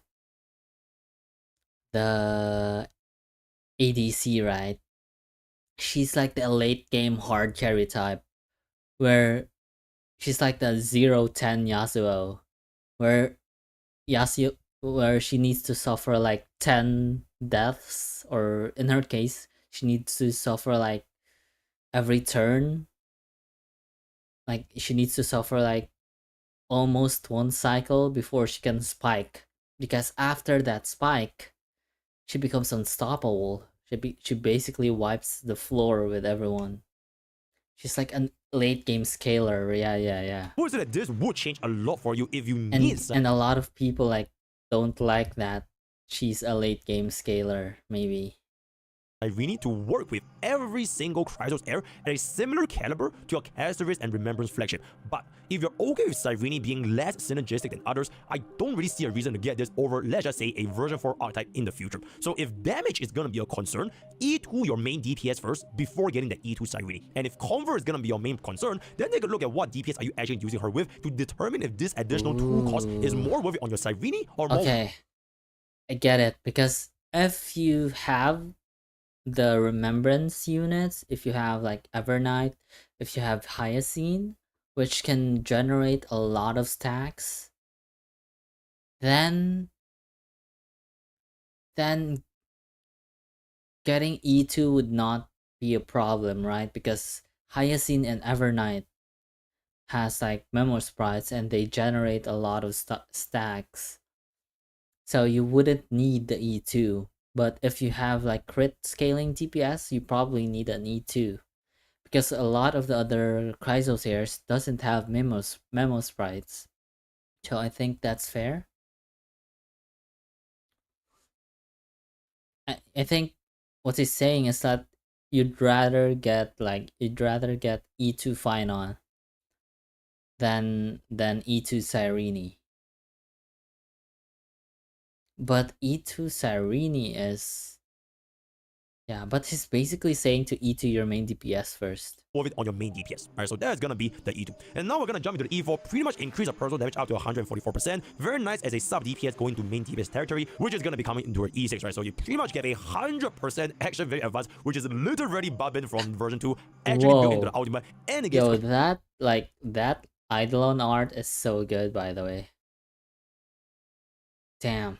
defense down, and another built-in 24% action very advanced, which is gonna be the DD. So absolutely insane. Oh my god, crazy. But I haven't seen this easy myself. I'll wait until the live server. So that's pretty much it. So at this point of the video, should you get an E1, should you get an S1, or should you even get E2 Cyrene? So if you cannot get an E2, assuming you can only get one cost, then E0 S0 Cyrene with her satellite coin is completely fine. Now that being said, her E2 does make her a lot more accessible to a lot of different units, especially for the slower activation at start, such as Phynon. At that point, you are pretty much gonna... Yeah. Basically, if you want to use her for like units that are not flagship, I think with her satellite coin is not get an E2, assuming you can only get one cost, then E0 S0 Cyrene with her satellite coin is completely fine. Now that being said, her E2 does make her a lot more accessible to a lot of different units, especially for the... Like, she's a bit more niche towards Remembrance characters, but if you want to like get her to be comfortable with other units, or with other Chrysos heirs, such as Phynon, which is, I think, what everyone is like sad about, getting E2 is basically really good as well. slow activation at the start, such as Final. At that point, you are pretty much gonna be allowing your E2 Cyrene to be a definitive best in slow support for pretty much every single Krytos here, no questions asked whatsoever. Oh, so basically, when she gets E2, she's gonna be the best support for a Chrysos heir. But I guess, okay, at this point, I think I know why people are like doom posting about her. Because Alicia has like, or Cyrene has like a lot of expectations on her, right? A very high expectations. Because she's Alicia from HI3.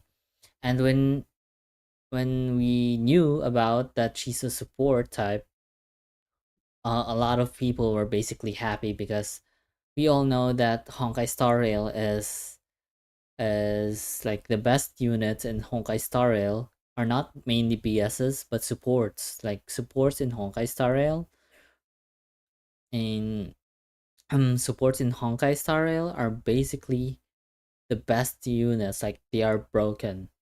And when we knew about that she's gonna be like a remembrance support, everyone was like happy with it, right? Like they have a high expectation that she's gonna be just as broken as other supports. And I think what people are mad about is that she's not a support for everyone, right? Because when Robin dropped, she is basically a support for everyone. Like literally, she like when Robin dropped, she's a support for a lot of DPS spanning from V1 to V2.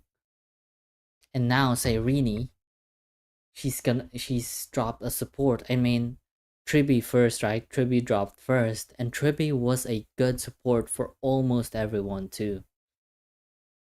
Like a lot of people have like I've been using her in like Fei Xiao teams. She's still really good.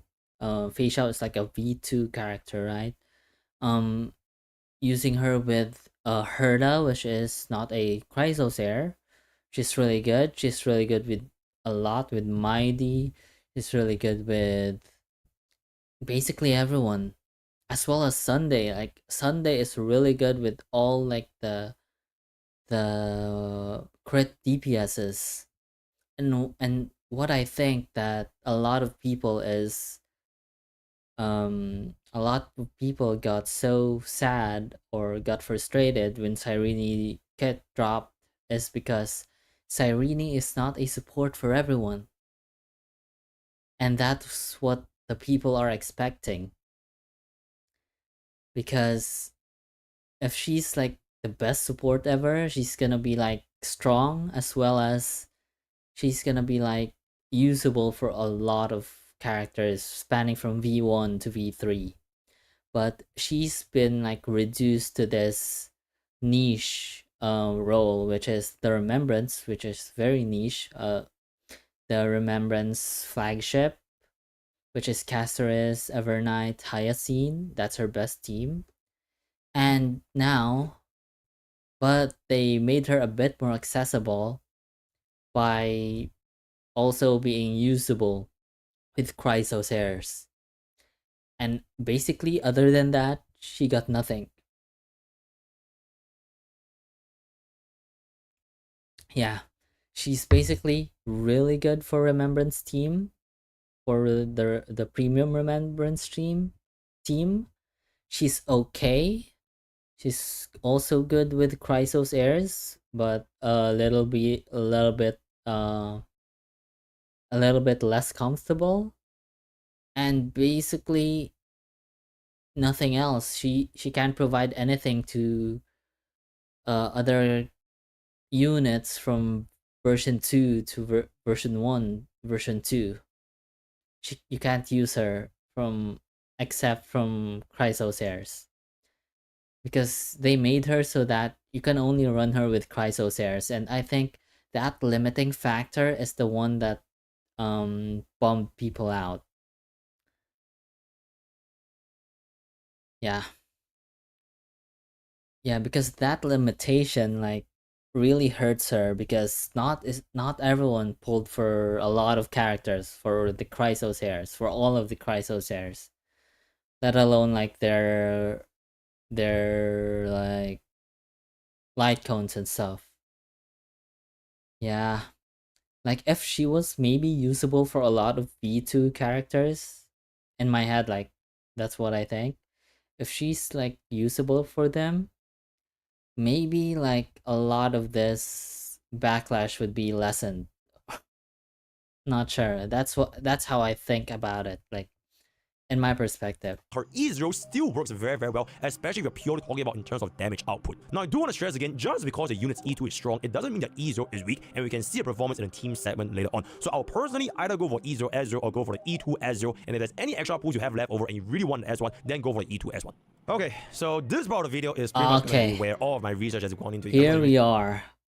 Wow, this was already so long, man. I only have slept in like the past like 16 hours, so this will be very, very long. Once again, please, if you like this video, if you think this was helpful, smash a like button, subscribe, all that kind of stuff. Okay, we'll like it, editing this in the future, right? So we spend way too much time cooking this and has helped analyzing us literally really well. every single Chrysos hair, as well as what their standings are going to be with Cyrene to bring you this segment today. So everything I'm going to be doing over here is going to be a full E0 as one against MOC12 manually for every single team before Cyrene and after Cyrene. And I'll be splitting this into the main DPS archetypes and the respective playstyles. And for the sake of this is good. this is good. We can see like how good she is with non-remembrance characters, but the problem is you can use her with non-remembrance characters, but you can't use other characters, like you can't use other teammates other than Chrysosairs. So it basically needs you to use a 4-man Chrysosairs, which is I don't think a lot of people have.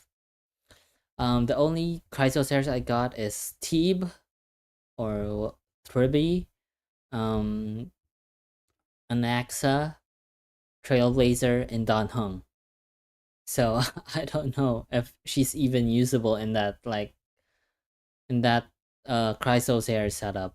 I don't think she is. If she's not, then I gotta say goodbye to her, man. Only be running this against Flame Weaver MOC12 for every single team, so some teams will definitely perform a lot better than others by default simply because of the environment. Now PS, for relics on our test with it, it'll be worse than usual because I'm not crafting 84 different pieces for like all the different 12 different team comps, so that's gonna be it, right? So first things first, that is gonna be jumping into our Casters team. Best of the best, Remembrance flagship, you can pretty much call this the team of version 3. The balance will be permanently on Erina and Casters, then spam Cyrene's own movement sprite attack, or you can give it to Hyacinth herself. The additional damage multipliers on the dragon, they are usually not worth saving up to 200%, but against a single target environment, this is a multiplier increase of 40% to 112% per tick, which is pretty much a 2.8 times more damage on a single target. So aside from discount scenarios against which is pretty much a that's like big single target environment. Again. And Casters, then spam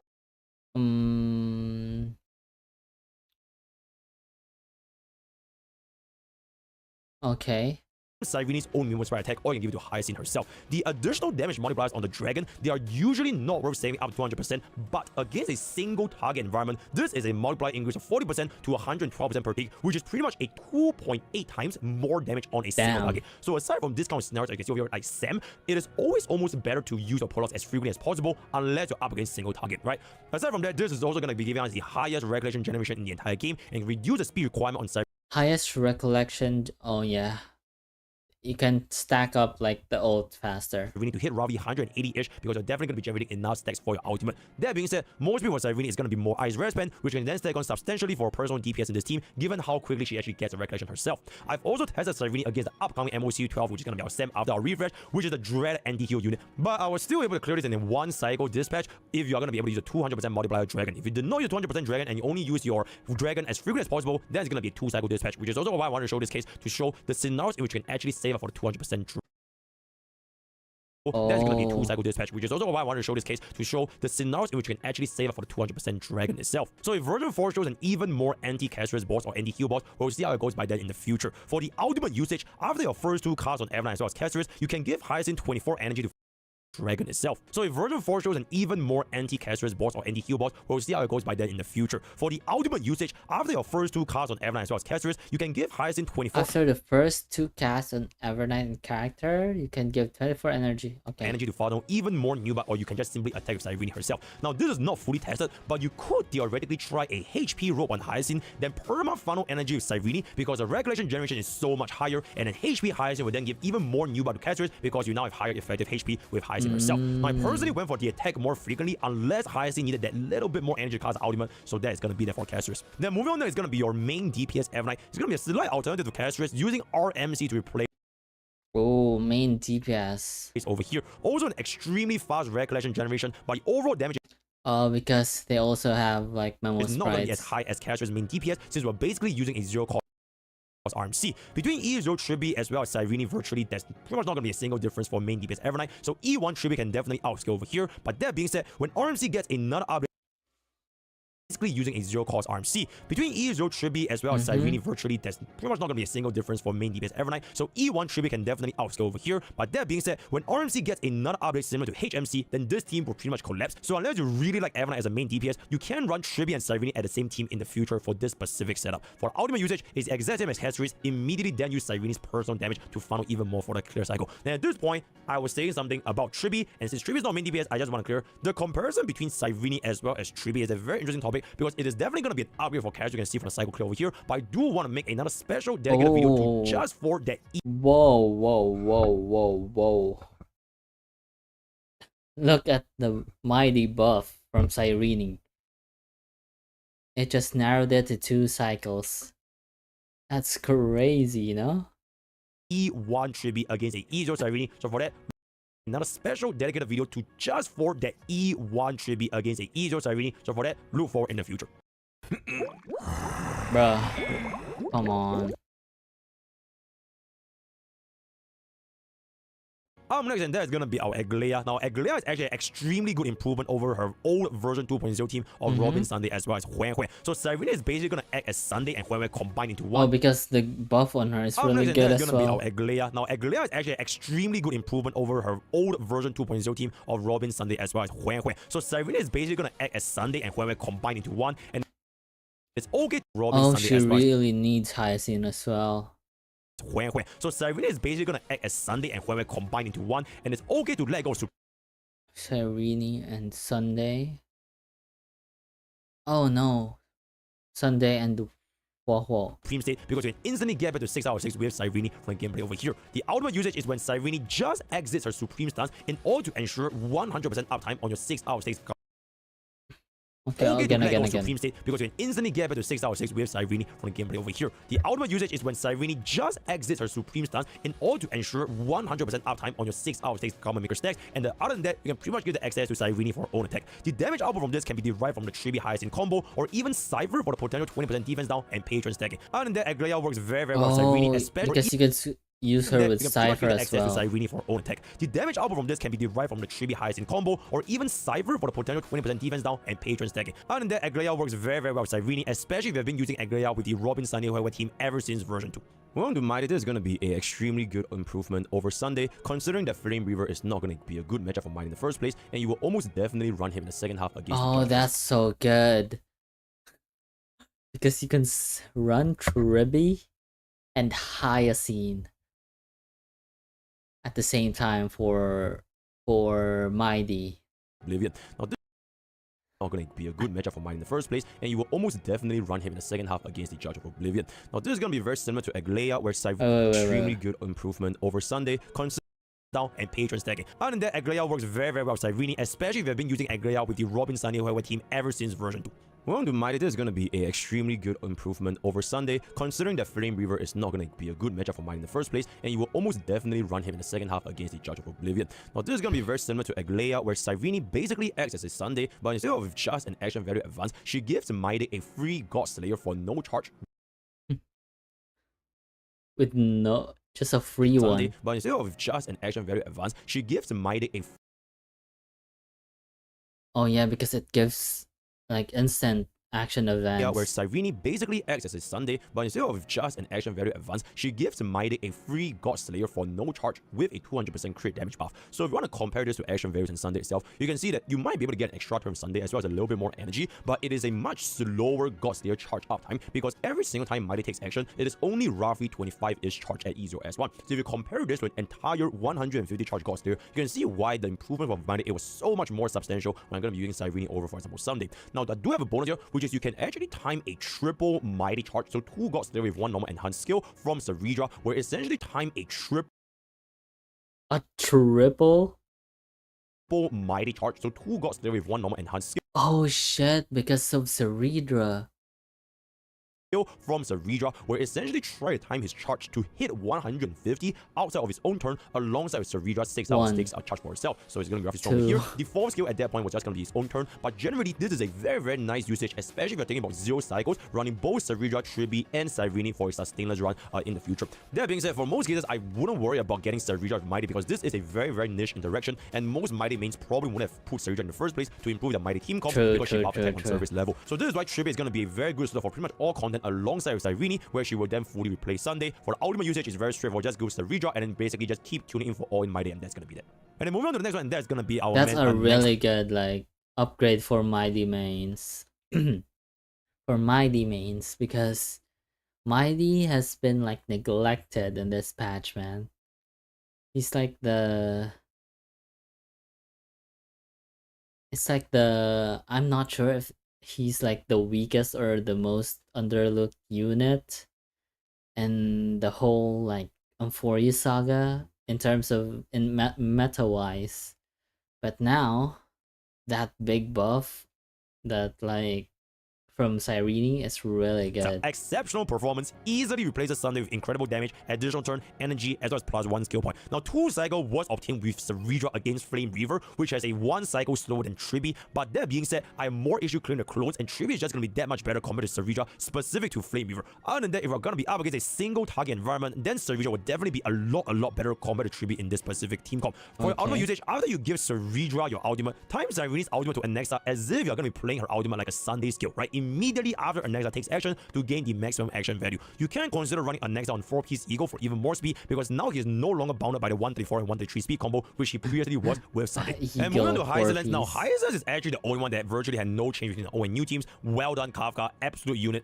Absolute cinema from version 1. The regulation stacks for Kafka with Cyrene is simply too slow. I cannot even hit 24 stacks within wave 1 to 0 cycle, and this was the only team that failed to do so, and not even Final himself. So without Kafka, if you want to run Cyrene with, like, for example, Tribi and Hyacinth, you can functionally make Hyacinth her own Kafka. That's so sad, man. Here, like, look, this is what I'm talking about earlier. Tribi, you can use Tribi anywhere, man. Ceredra, you can only use her with Chrysosairs, which not a lot of people have, because free-to-plays like me don't have a lot of Chrysosairs. We have to like handpick Chrysosairs, right? Because we have skill issue, and we don't get the unit in 30 pulls. So yeah, we're just bad, man. Using Cyrene's ultimate, but due to the slower recollection on Hyacinth and Tribi or Cypher, it is not fast enough to warrant an upgrade over your old Kafka team. So DOT wait. Let me rephrase that. I'm not a free-to-play player anymore, because I bought the battle pass for the first time last week. I just broke free-to-play, man. That's crazy. But thinking about pulling for Cyrene just to upgrade Hyacinth, I personally would not go down this route. The ultimate usage, you can give it to either Cypher or Tribi first, then all in Hyacinth. Ideally, right when Hyacinth's turn is starting and far away from an energy part to ensure the highest amount of energy you can obtain to use our ultimate as well as a DOT trigger every single time. And for Cypher is not really going to be a main DPS, but I thought it was a very special mention. We managed to get a 2 cycle with Agalea and 3 cycle with Hyacinth while we ran with Hyacinth as well as Cyrene. Now, this is mostly a side grade option if you do not have Tribi. Cypher herself isn't built for the Chrysos Heaven main DPS, DPS in the first place because her role was mostly to bring back your version 2 units such as Aircraft and Face Shell to a version 3 power level. You could see some use with Archer, by the end of the day, Aircraft, Face Shell, and Archer, none of them are going to be functioning with Cyrene. So while the buffs are really good at a permanent 20% defense down, it is not strong enough to justify anyone pulling for Cypher as a version 3 upgrade. And if you have put for Cypher for a version 2 upgrade back then Cyrene wouldn't be part of your considerations as well. So for ultimate usage, immediately once on Cypher and then either Aglaya or Hyslens as always. And with that, we're going to be talking about the final unit in the entire room, and that is going to be the Phynon main DPS team. So the man who got NTR'd by RMC from the skin over there, Mr. Castellano. I'm gonna be completely honest, when I was going in with this team, I was fully expecting to have one of the worst performances I've ever seen HSR with Cyrene, only to be completely surprised when I cleared faster than the Sunday team while on a DHPD sustain. So Phynon and Cyrene, it poses a very interesting topic of the ultimate ramp-up time versus the actual damage after you get her ultimate. It is almost like playing Cyrene with a backloaded support kit similar to Qingyuan and Lightning Lord, except that once you bring up Cyrene's ultimate, Phynon's damage goes up considerably higher, especially the longer the fight drags on. So if you're looking for a 0 cycle clear for Phynon, then yes, Cyrene changes almost nothing for Phynon because you are going to be aiming to do all the damage you need within 250 action value for wave 1 and wave 2. However, the issue wasn't Cyrene's slower ultimate, which it is after the first ultimate without Cyrene, the lost damage from a Sunday Savridra team would have far exceeded considerably higher, especially the longer the fight drags on. So if you're looking for a 0 cycle clear for Phynon, then yes, Cyrene changes almost Wait. You're looking for nothing for Phynon because you are going to be aiming to do all the damage you need within 250 action value for wave 1 and wave 2. However, the issue wasn't Cyrene's slower ultimate, which it is after the first ultimate without Cyrene, the lost damage from a Sunday Savridra. Oh, because for a Sunday team, there's a downtime where Phynon ends his ultimate, but for a Cyrene team, Phynon is just gonna, you know, continue dealing damage inside his ultimate. Team would have far exceeded Phynon slamming meteors permanently with Cyrene. In a sense, Cyrene is like the perfect hedge against HP inflation for Phynon mains because the biggest concern I have for Phynon right now is with stronger enemies, Phynon can no longer dispatch them within 1 or 2 ultimates in endgame content. And in that scenario, every single time Phynon exits the ultimate stage, the damage falls off drastically, very noticeable from the 3rd cycle onwards. And at the E0, Air0 Cyrene is a very low, cheap, and safe option for Phynon to replace your Sunday. And I would say cost for cost, if you really want to take it 2 costs or higher, then going for the E2 Phynon will be an excellent upgrade before E2 Cyrene. Now, as I've mentioned, Cyrene's E2 does not actually increase your damage by that much in the long term. It is more so to get Phynon's ultimate as fast as possible, but in the grand scheme of things in action value and endgame content, it is not going to be a super big difference, especially if you don't care about 0 cycles. There's also a way to play Phynon sustainless using RMC over DHPD, but I would not recommend this because 1, it was actually not faster than DHPD due to the Soul Dragon AoE attacks as well as the attack buff, which help us clear Flame Reavers clones a lot more efficiently compared to RMC. And second of all, this is pretty much impossible for any high pressure content, especially like Anomaly Arbitration at a E0 baseline. So your ultimate usage is just going to be using on Savridra and Phynon, and so basically you need outside of Hyacinth and Cypher, every single Chrysos here would have a considerable amount of upgrade, with Casuus and Remembrance Flagship being the biggest winner of them all. For the support slot, I would say that Cyrene is extremely reliant on the stat generation provided by Hyacinth, which is pretty much the version 3 unit of all time, which works with pretty much almost every single Chrysos here over here, except DHPD with some specific units, namely going to be Phynon. So I would say before you even get yourself to Cyrene, before you even think if Cyrene is going to bring up your team, what DPS do you have, and do you have Hyacinth? If you do not have Hyacinth and you have been using a DHPD to sustain, or your other team for Casuus you have been using a Gallagher, please get Hyacinth first, and only after that can you consider if Cyrene is going to be an additional upgrade to your entire team, because let's be real, at the end of the day, Cyrene only buffs these exact DPS for Forest, and that's pretty much it. So I think, okay, that's the problem. That's why everyone is like wilding out. Cyrene is only good to this specific characters, and she is not a Robin that everyone expected her to be. Because Robin, you can use her like almost anywhere, man. She is not a Sunday, which you can almost use like to every crit DPS out there. And she is not a Trebby, where you can almost use anywhere too.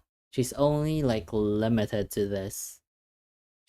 She's not like a slap-on support that everyone like wants, which I think is better for Cyrene, to be honest.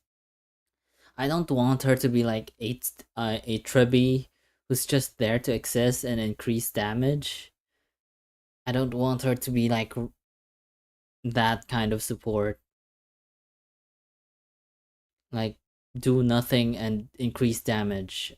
I want her to be like more strategic and have more playstyle. Which is, I do think, is better for me, I think. Because if she dropped and she's another Tribby or Robin, Robin is basically just ult at the last like your last unit, and then stay there. You basically don't play her anymore. Just farm another like energy and then use it again once you used all your units. I don't want her to be like Tribby to just use ult DDD. Yeah. She's a bit more strategic, You stack up, and then you deal a shitload of damage at the end, which is, I think, a better gameplay for her. Not boring at all. Like, she has involvement in the team. But the problem is, it's that she is very limited to Chrysosairs. And I don't have a lot of Chrysosairs. I don't have Hyacine. I don't have Remembrance. I don't have Caceres. I don't have Evernight. Bro, if I have Evernight, man, maybe I could have worked something out. Maybe if I pulled for Evernight, I could have cooked something up. Maybe I could use like Evernight, RMC Tribby, and then Hyacine. Because Hyacine... No, I don't have Hyacine. Like, Evernight, RMC Tribby, and then Cyrene. What I mean. Because if I have Evernight, my team will be that. Evernight, Trailblazer, Tribby, and Cyrene. And I think that could have worked. Like, it maybe could have worked. Potentially. But I don't have Evernight. And I have to spend like so much to get another Hyacine. Or I have to spend so much to get another Evernight and her Light Cone. And then an E0 S0 Cyrene. And now that Emporius Saga is going to end, I'm not sure if I'm willing to build another team at the end of like this patch. Like, I'm not sure if I'm gonna build the Remembrance team this patch. Because I'm really looking forward to the new archetype, which is, I don't know yet, but every patch they have like a new archetype, and I'm thinking of using that archetype next, because in this version I don't really have that much like good units. This version I only pulled for Herda and Anaxa and Tribby. And yeah, those, and Donhung Light Cone. That's all. And I don't think, bro, I'm gonna say it at the end of the Before you make video. this commitment, make sure you already have the foundation set up, then you can use Cyrene to take your entire Enforcer team to the next level.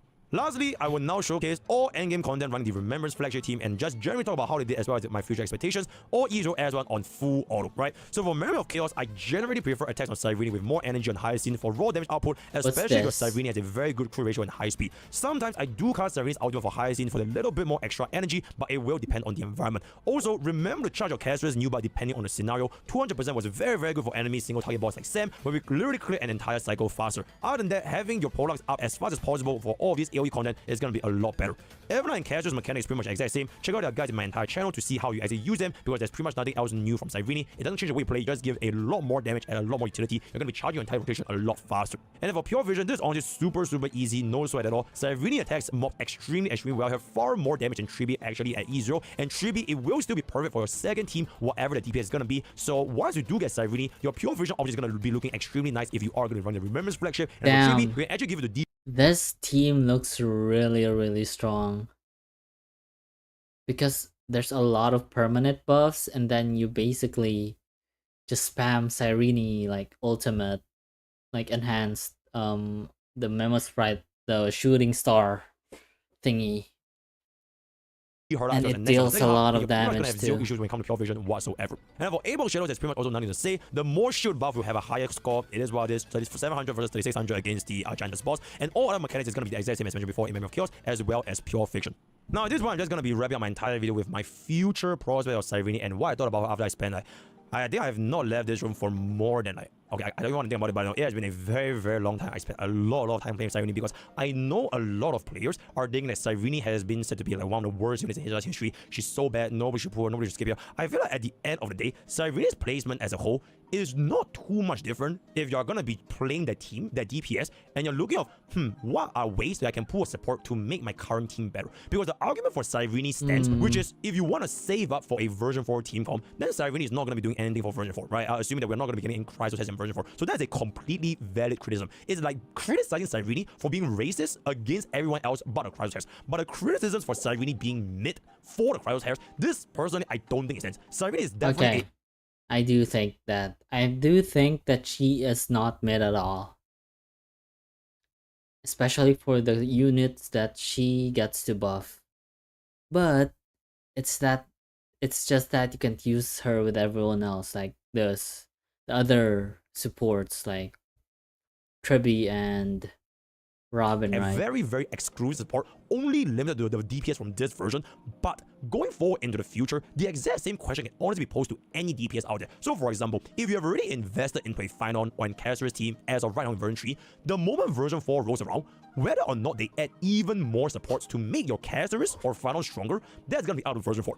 Your DPS as a whole, it will not change because you yourself as a player have already invested the cost, the strategies, the lycons, the playing, right? Even if you really like Casters and Final, you have already put these resources in version 3. So you would have, I would say, a good amount of cost investments and strategies into this comp before version 4 even came around. So let's just say in this scenario where you pulled for your Casters team, right? You want to skip out on Cyrene because you have E1, 3, all that kind of stuff, and you want to prepare for a version 4 team and get ready for the version 4 attack. I think that's completely valid. Just know, do not get baited by the same thing, which is you pull for DPS, and do not pull for any vertical investment, because the exact same problem will happen for any DPS. It doesn't matter if it's version 4, doesn't matter if it's version 3, any DPS will face this exact same issue, and Cyrene or not will not change that. However, if you're thinking to yourself, okay, I am going to be pulling for Caster's, I'm going to be pulling and committing for Caster's, I want to bring my Caster's team into version 4, and now I'm contemplating, should I get an E1 Tribi, or should I get an E0 Cyrene?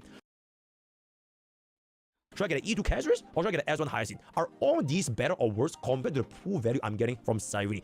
This is a question where I would say Cyrene as a whole offers the highest amount of upgrade to Caster's team, but for other teams like your Maide, your Nexa, your Phynon, your Aglaia, all these different units, if you're a player that has already been using these units, and you initially intended to bring these units into version 4, then getting Cyrene is going to be a for sure guaranteed upgrade for Crysis Hairs. Keep in mind, just for Crysis, because if you do not pull for Cyrene, and then you go into version 4 without the Cyrene upgrade, the moment you start to feel like, okay, wait, what happened to my Aglaia? What happened to my Maide? What happened to my Phynon? What happened to all of my version 3 DPS? They are definitely going to be feeling worse, because you missed out on a vertical investment for Cyrene, and this is going to be the same for any DPS, for your Acheron, for Facial, for Super, for Firefly, for any DPS HSR. The moment you missed out on a vertical investment for the specific archetype, it doesn't matter if they're niche, white. Yeah, that's true. Because I did skip Sunday back then when he first came out, and I regretted it because I didn't know she's gonna be that good for like crit DPS. Like, he's so good for basically any crit DPS, right? Because I didn't think he's gonna be good for Fei Xiao back then, but apparently he's still as good. But now that Saber dropped, now I needed Sunday. I pulled for him and then I lost.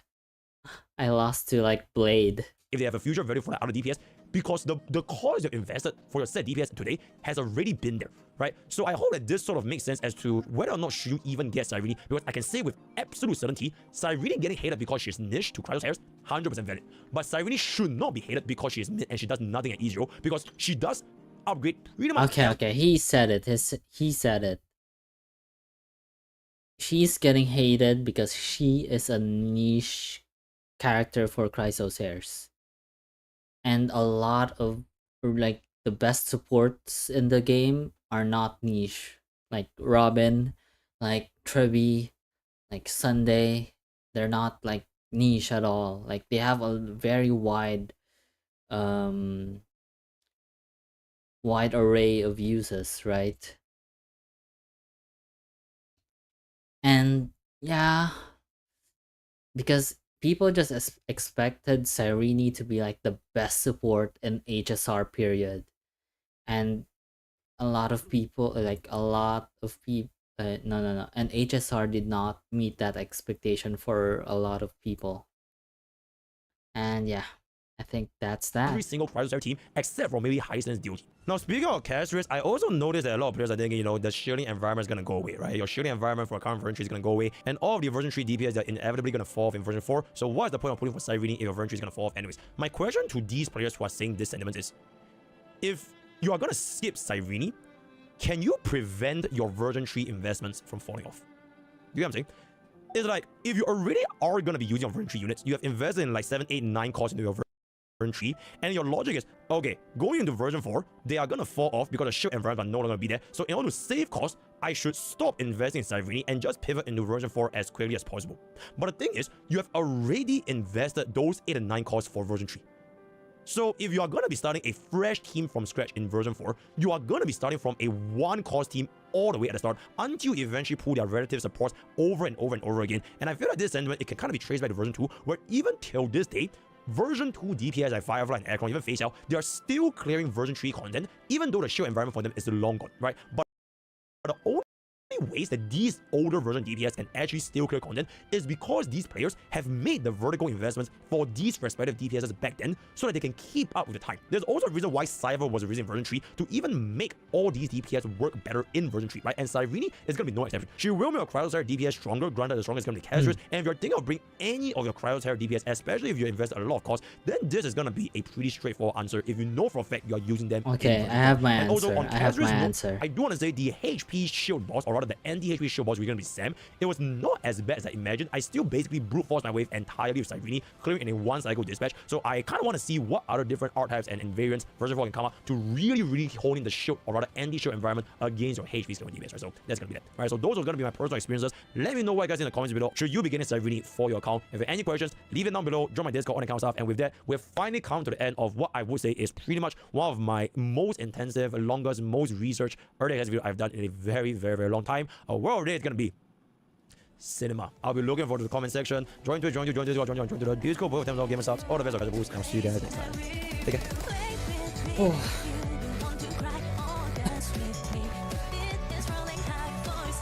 Okay. I have my answer. I do have my answer. So the answer is... no. The question is, am I pulling Cyrene this patch? So, let's analyze this quickly.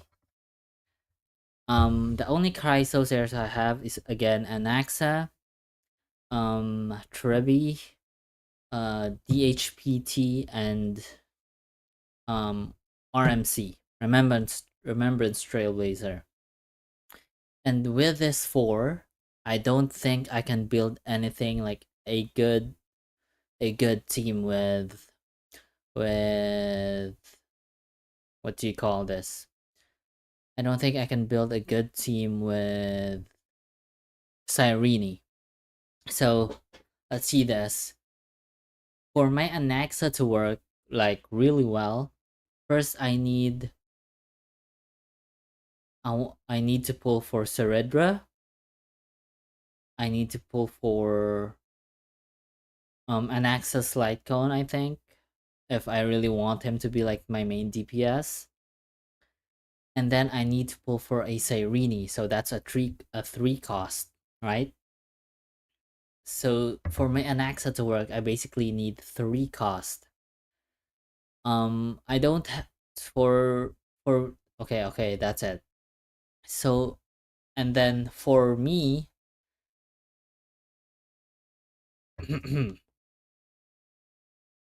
for me to use Cyrene, like for me to use Cyrene's premium team, I need to pull for Castoris, I need to pull for Hyacine, and I need to pull for Evernight, and then their respective light cones. So that's around six cost, and then I need to pull for Cyrene. It's like 8 cost, right? Or 6 to 8 cost, because I'm not gonna be pulling for example their light cones, all of their light cones. So let's make it a 6 to 8 cost. That's a big investment. And then if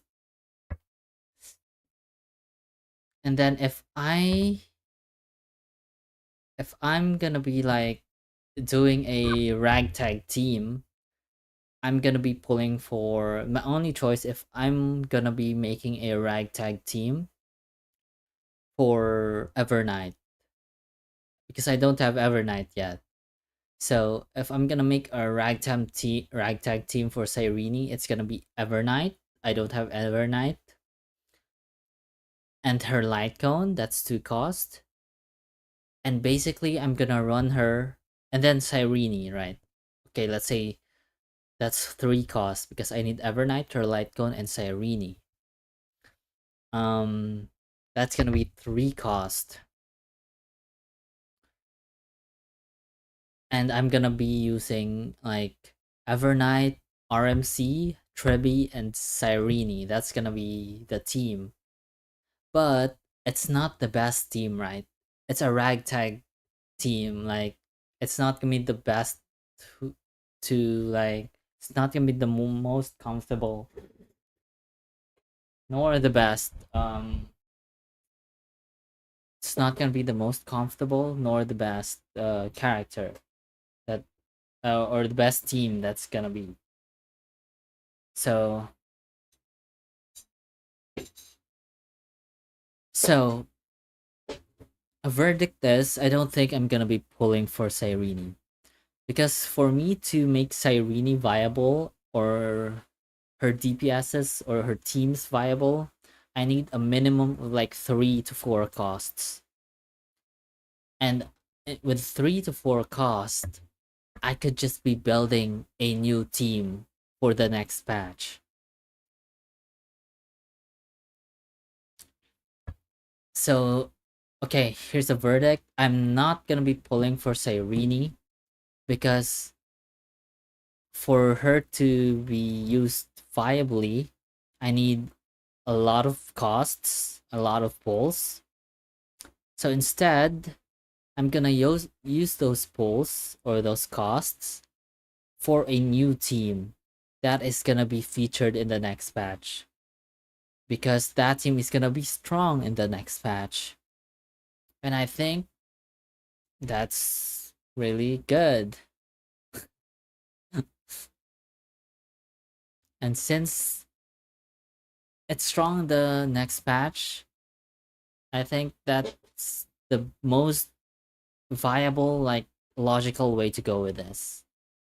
So, yep, that's the verdict. I'm not gonna be pulling for Cyrene, even though I love her so much. I love her design and everything. This is gonna be so sad. I'm just gonna be admiring her from afar. But as a free-to-play player, we have to do decisions like this. As like Cyrene, or like Kafka said in the Myriad Celestia trailer, we need to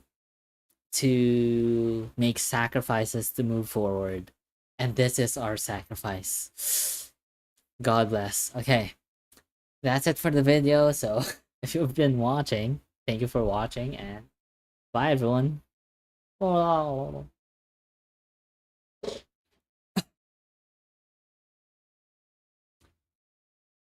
Okay, that was a long ass video. I think I'm gonna be editing that one into like 15 minutes or something. Ah, okay, that is it. Wow, that is it for like for our our video.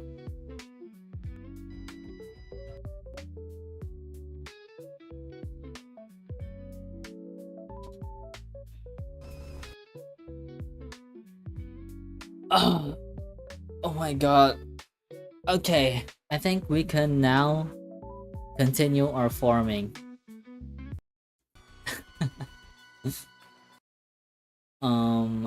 Okay. Let's continue this.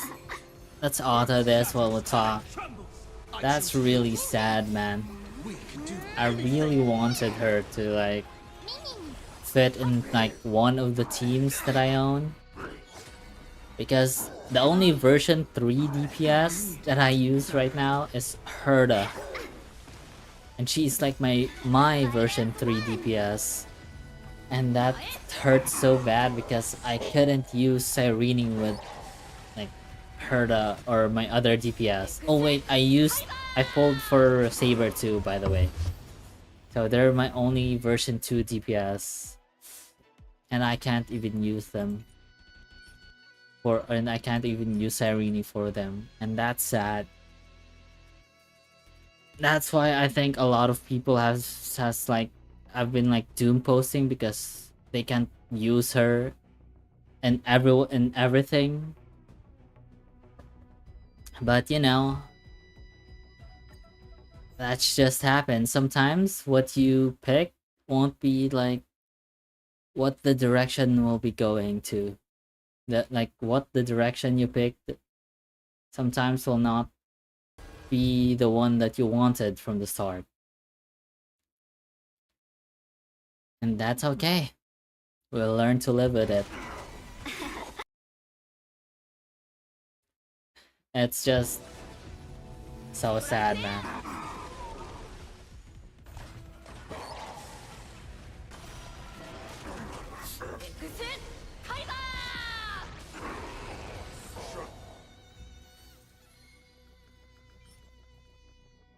Crit rate, attack HP, outgoing healing.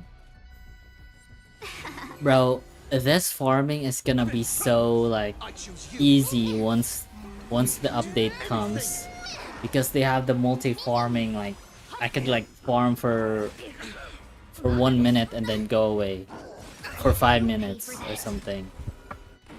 It's so good now. Soaring above the lands. This is permanence.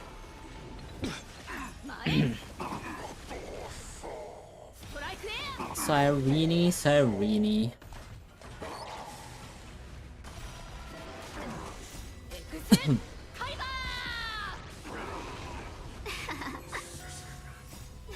Fight as one.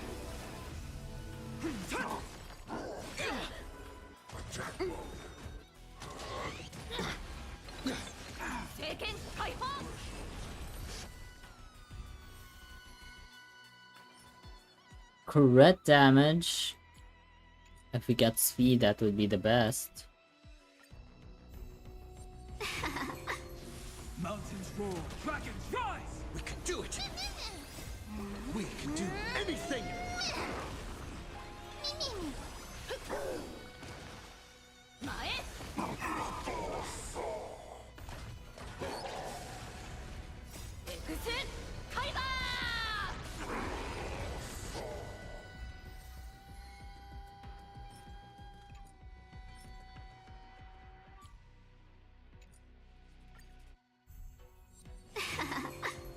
Earth shatters, heaven trembles. Soaring above the lands. This is permanence. I choose you. Just you wait. Bro, Donhung is so like reliable, man. I basically couldn't take like no reactions at all.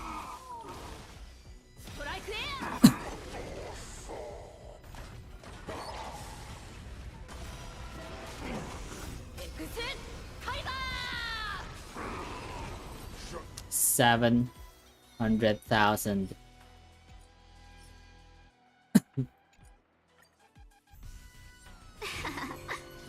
Mountains roar, dragons rise! We can do it! まだです We can do anything!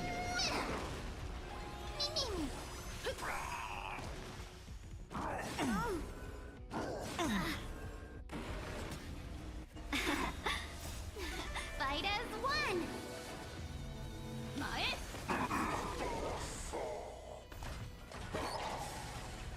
Ooh. Exit Tiger!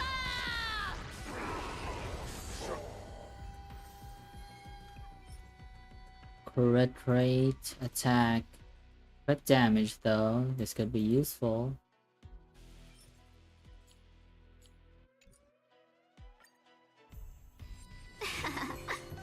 Earth shatters, heaven trembles! Soaring above the lands, this is permanence! I choose you! I need to be better. You'll pay for that.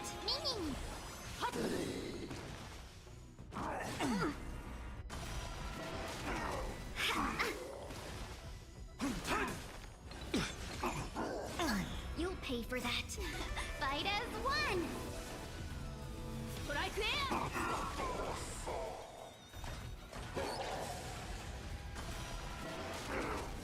Exit Tiger! The crit. Oh, that's so good.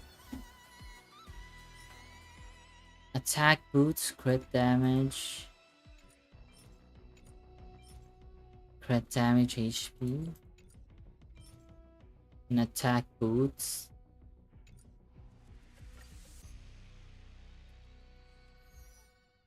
Okay, it's time. It's time to what? It's time to do our weekly simulated universe.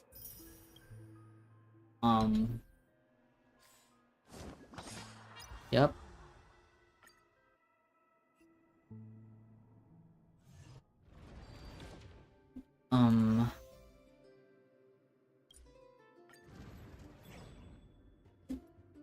Cyclical exploration.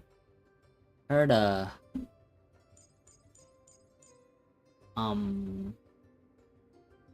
Anexa, Tribi, and then Gallagher.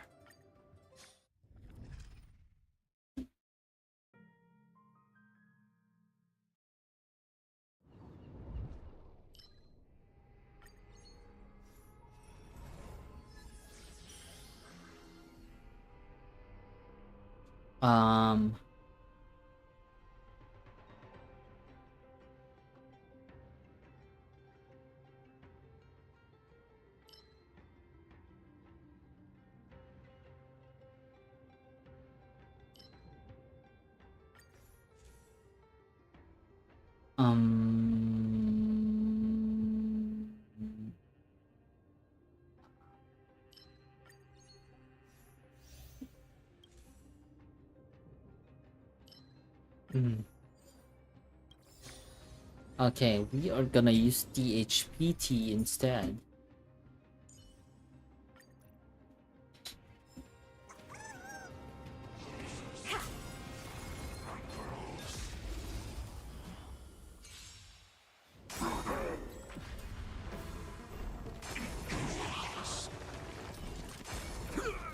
Easy peasy.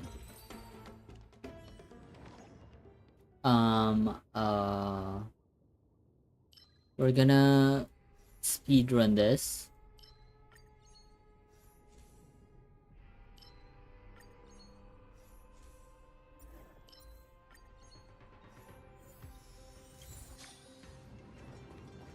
Wealth.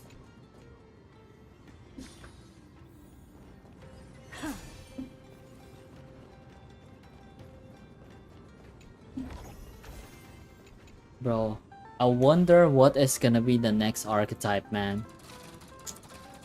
I really have no idea. But we're going back to Penacony, I think?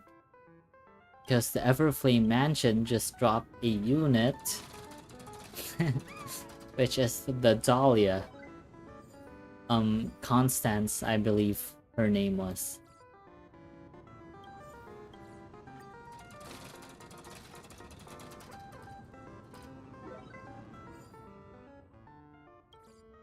Ashes to ashes, dust to dust. Wait a minute, let me do something real quick.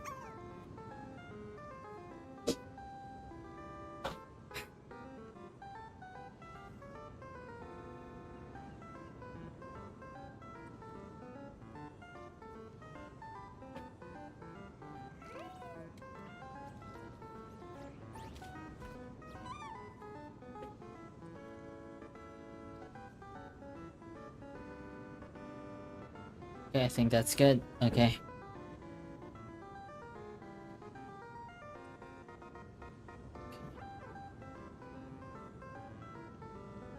Okay.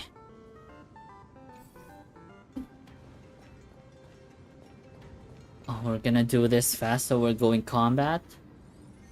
Take a look. This is pure genius in action.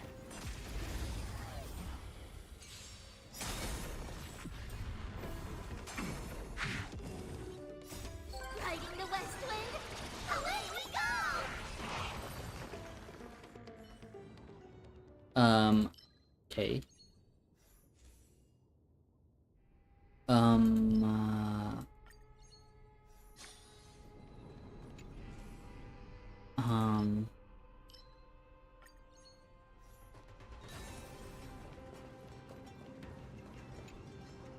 Is that it? I was expecting something. Remaining heat.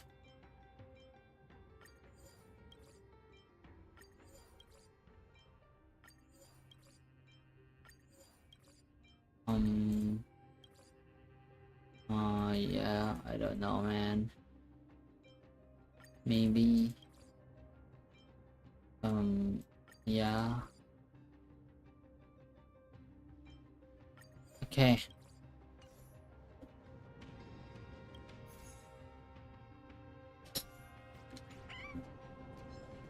Is that it? I was expecting something bigger. Numbers! A will of metal. Take a look. This is pure genius in action. Earth shatters, heaven trembles. Soaring above the lands. This is permanence! With this divine power, I reforge all things. Riding the west wind, away we go! Endless riddles. Nothing but a void.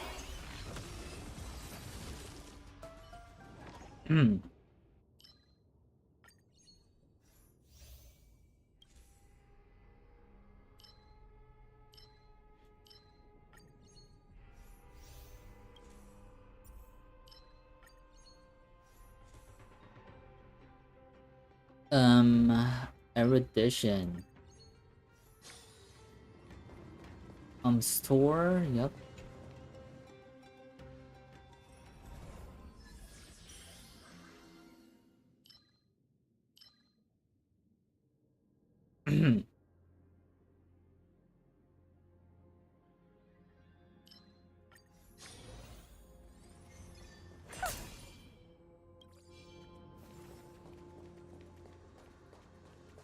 Curio.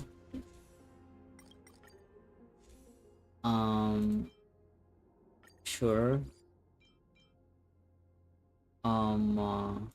Sure.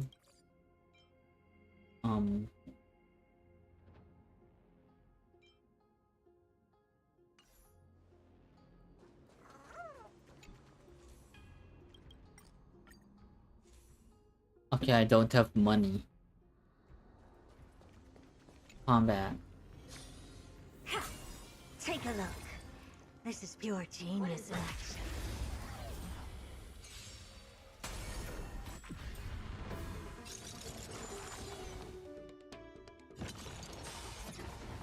Mountains roar, dragons rise! I'll endure. Soaring above the lands. This is permanence!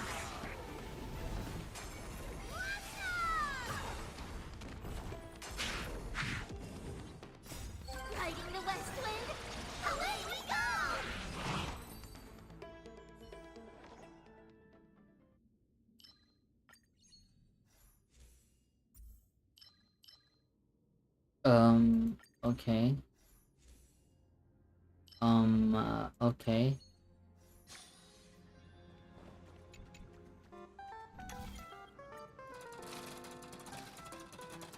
Ba-bum, bum, bum, bum. Ba-dum, ba-dum, bum, ba-dum, ba-dum, ba-dum, ba-dum, ba-dum, bum, ba-dum, bum, ba-dum. Ba-dum, ba-dum, bum, ba-dum, ba-dum, bum, bum, bum.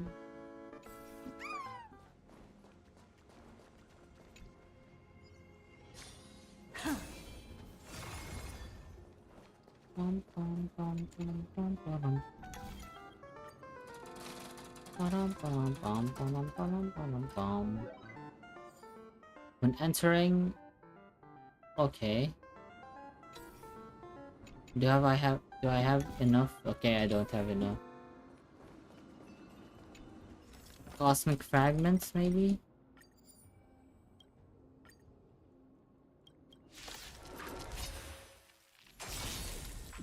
Ooh. Fighting the west wind, away we go! I'll stand in their way. Oh. Earth shatters, heaven trembles. Dragons soaring above the lands. This is permanence! Go, go, go! Never seen perfection before? Open sesame. Look, with this divine power, I reforge all things. Curiosity. Endless riddles. Nothing but a void. Easy.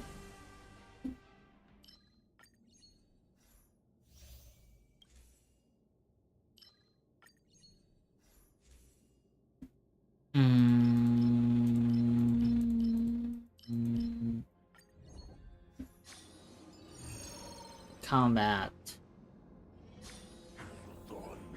Take a look. This is pure genius in action. Is it coming? Riding the west wind, away we go! Mountains roar, dragons rise! Soaring above the lands. This is permanence!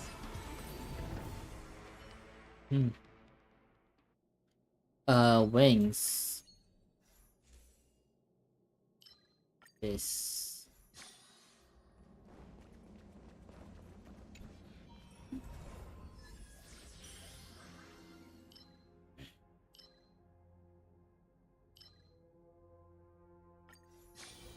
Is that it? I was expecting something. Okay, enhance blessings. Definitely enhance this. Enhance this. Enhance this. Enhance this.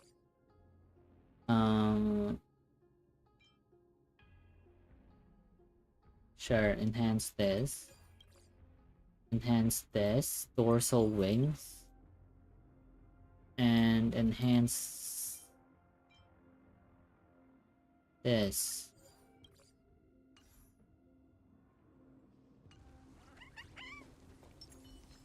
No need to hesitate. Your judgment brought you this far. Take a look. This is pure genius in action. Earth shatters, heaven trembles. Riding the west wind, away we go! Soaring above the lands. This is permanence! Go, go, go! With this divine power, I reforge all things. Endless riddles. Nothing but a void.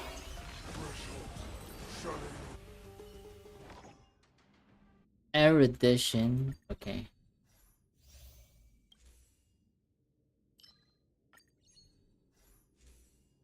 Imaginary wind, lightning, hot night, ability.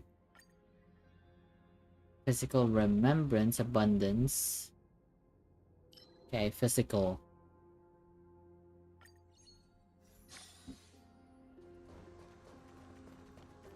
Domain wealth.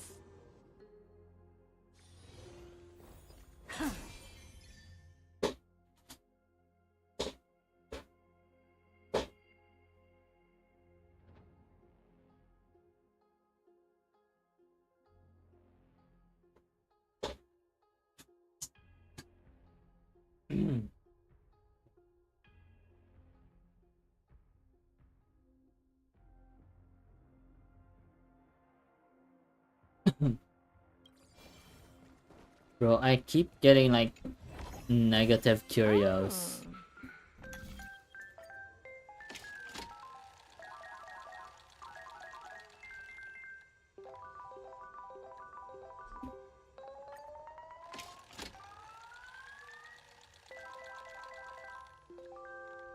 Oh, that's good.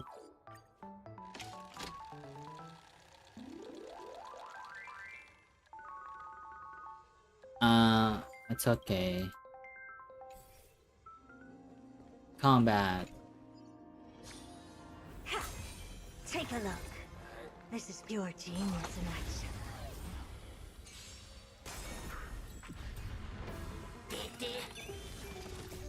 Riding the west wind, away we go!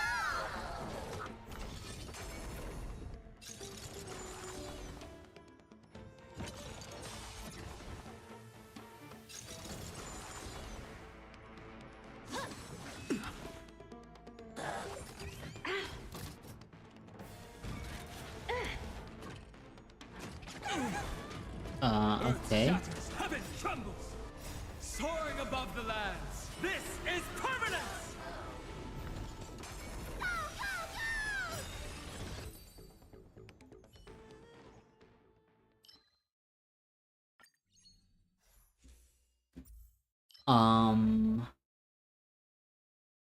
What should I pick here? Okay, another destruction. We'll take that.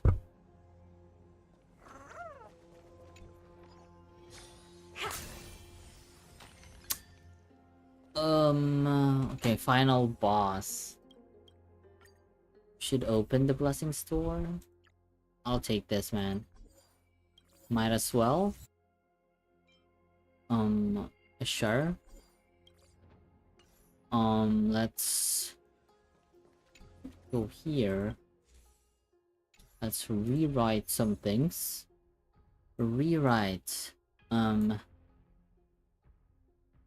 gonna rewrite what? With this.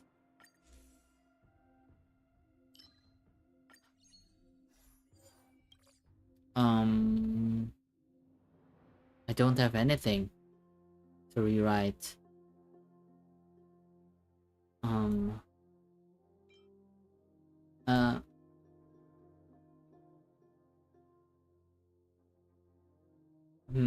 Yeah, sure.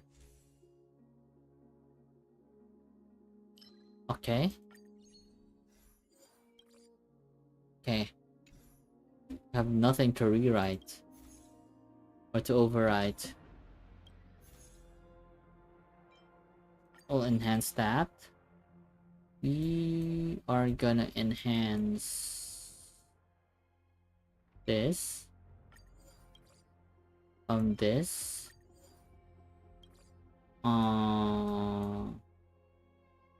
This. This. And then this. No. Okay, this.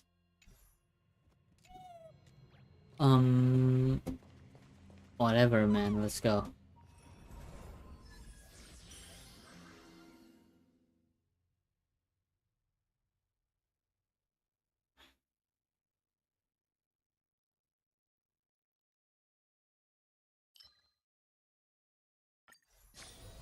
Is that it?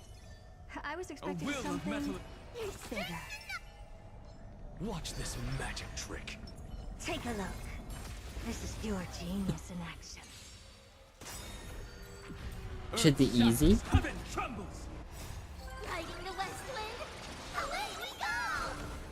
Soaring above the lands. This is permanence! With this divine power, I reforge all things. Endless riddles. Nothing but a void. Okay. Mountains roar, dragons rise! No. Watch it crumble. Wasted. Okay, I'm gonna play this now. It got wasted. Insanity.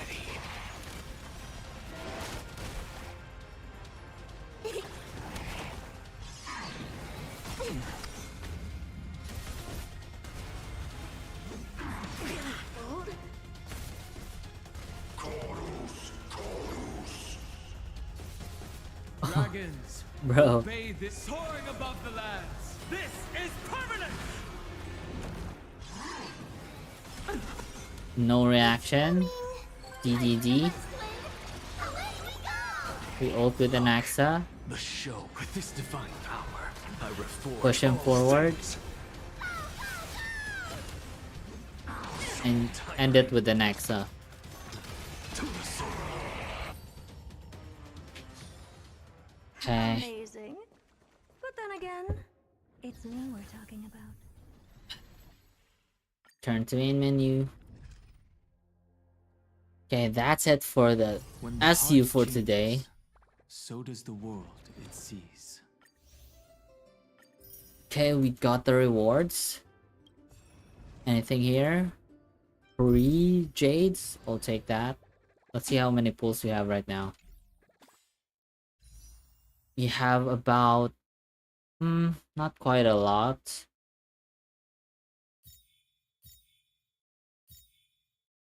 Great banner is still here.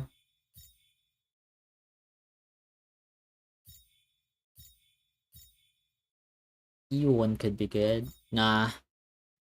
I'm waiting for the next units, man. Unfortunately, I'm not gonna be pulling for Cyrene, so Always protect. we're just gonna wait for the next unit. Let's see what the Dahlia does. Maybe she like teases what's the next archetype is. Okay, let's try.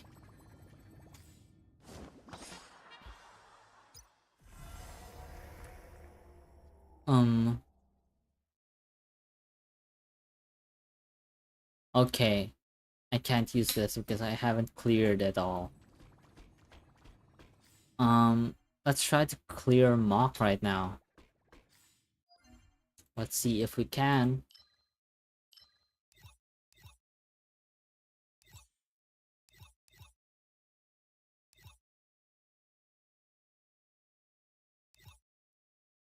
Pure Fiction. Apocalyptic.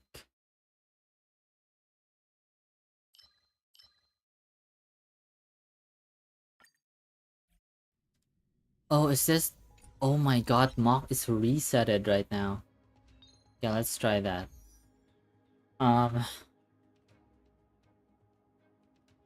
This is easy. This is gonna be... Oh, wait a minute. Let's see our units first, real quick.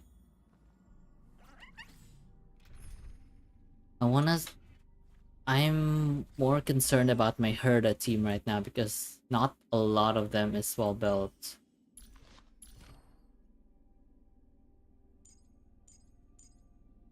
Herda.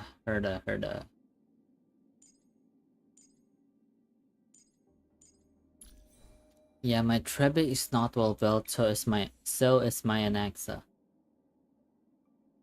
This is really good though. Doesn't have speed though.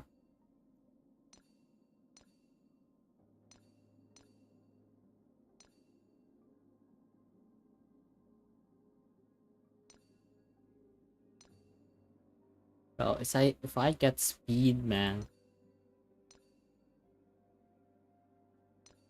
It's not like an attack scaling like something. I just need speed for him.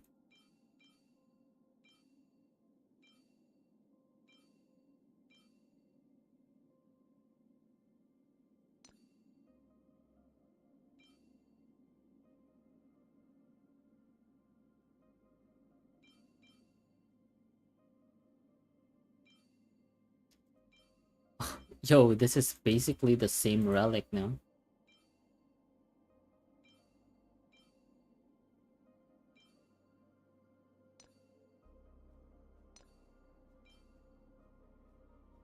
speed, crit damage, crit rate.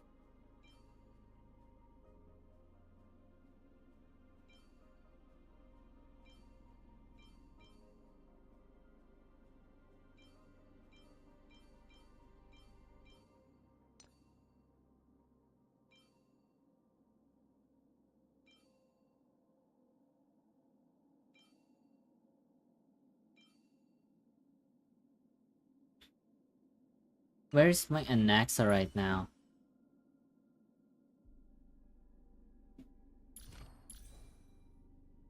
This is running this.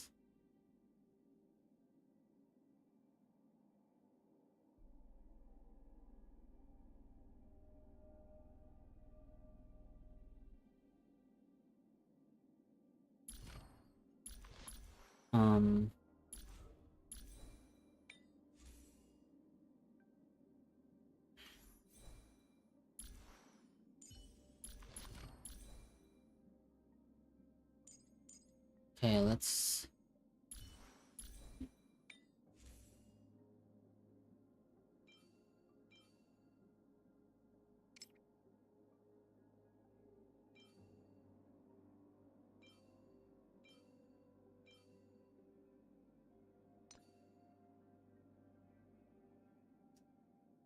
crit rate.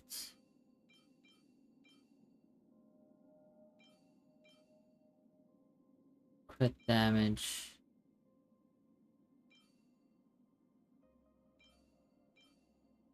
How fast is my Herda? 133?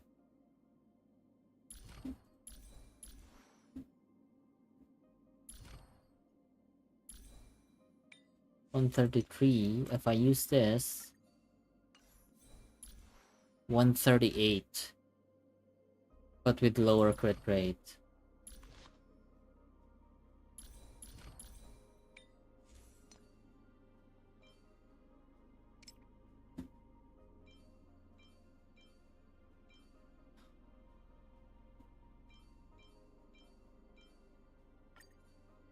I don't really have any crit damage buff that much, right?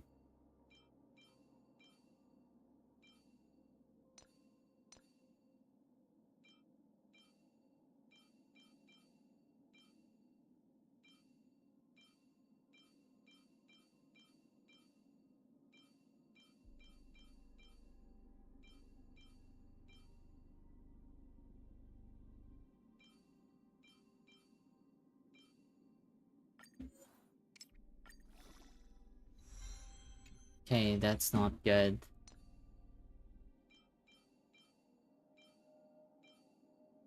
I don't have any speed boots.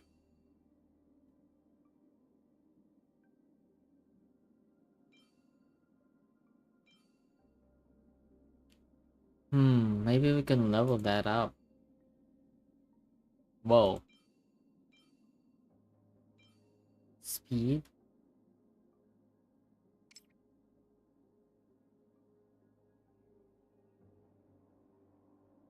Attack percentage. They really use attack percentage on Herda, huh? Is attack percentage good at her? Good on her?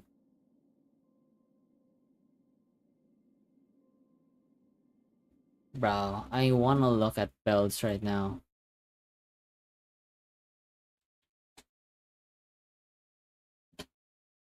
Wanna see if my Herda is on the... is built correctly.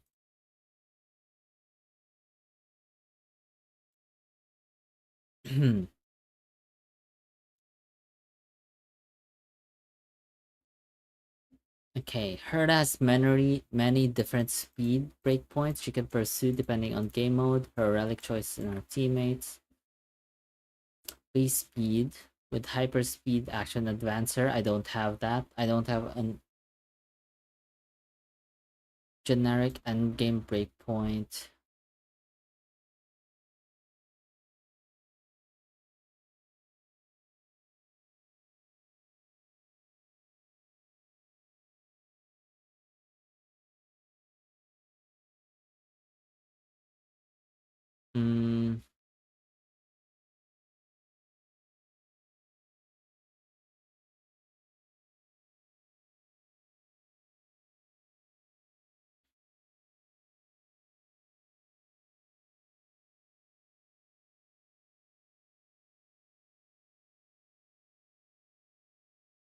Hmm.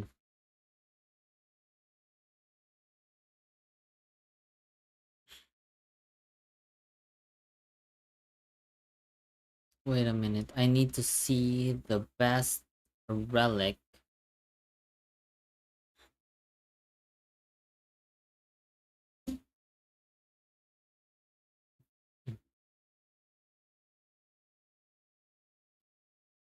Hmm, hmm, hmm, hmm, hmm, hmm, hmm, hmm.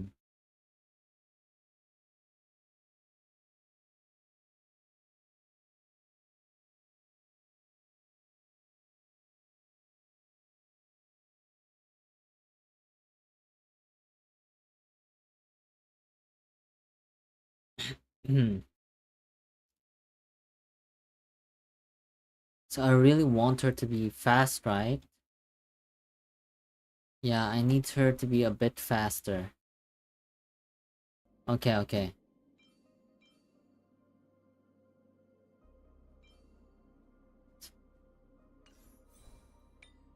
Bro, if I can like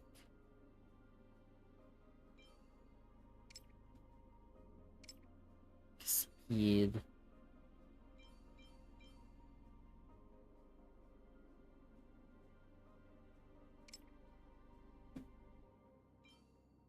Attack, crit damage, speed.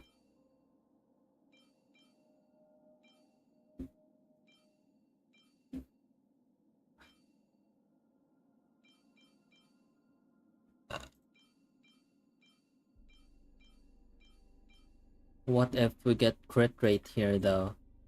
Do you believe? If we get crit rate here? Effect hit rate, that's not good. This is so good too though.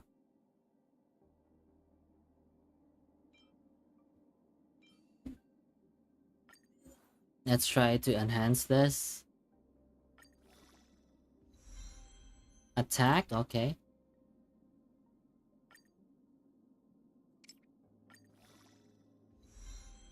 Attack. Is it gonna go attack once again? Attack? I knew it. Effect hit rate. That 3 attack rolls without crit rate. Man, we really needed crit rate, man.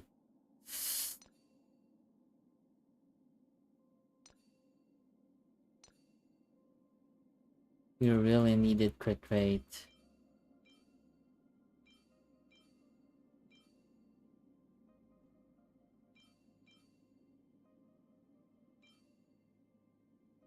Okay, let's try this one.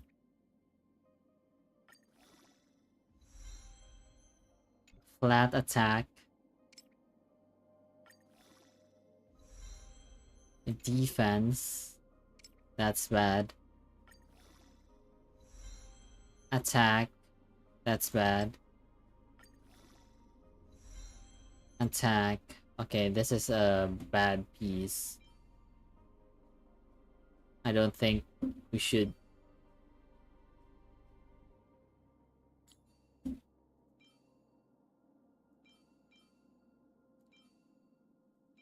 Bro, we really needed crit rate.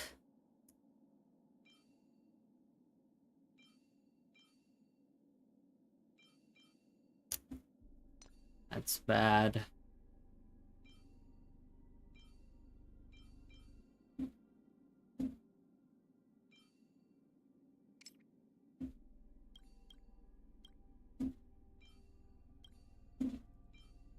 We have nothing. Bro. We have nothing. Attack. Yeah, this is her best one.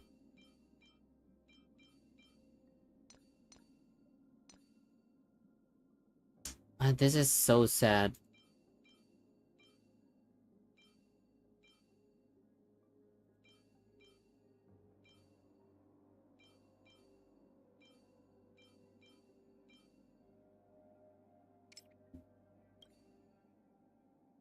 Yeah, it's so hard to find like a crit rate body. I can't even like.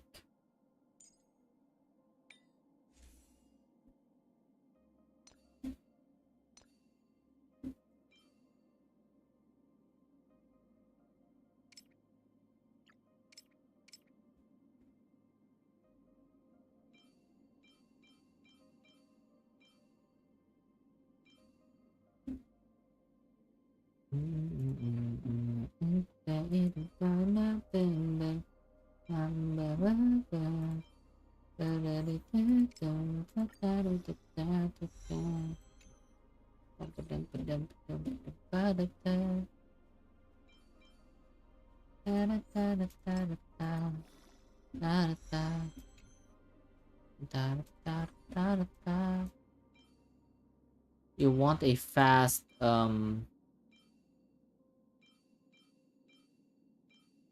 boy.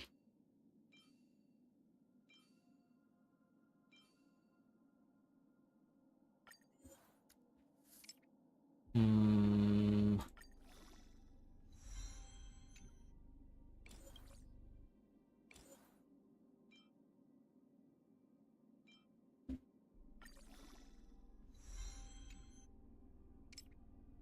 Hmm. Heart rate.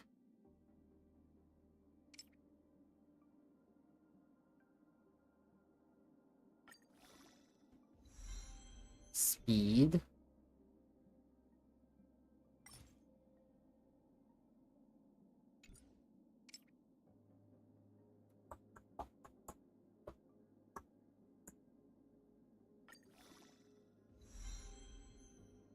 Speed.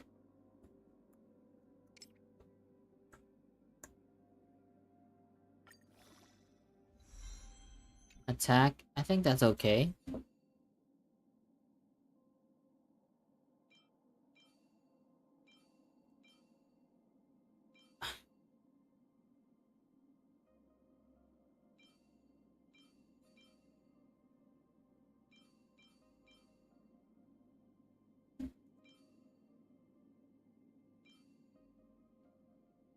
Two speed to attack for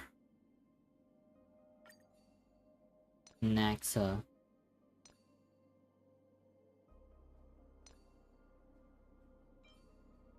One speed. Attack. Go. Wait, that's not it.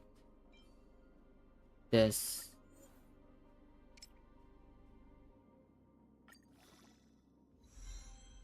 Effect hit rate.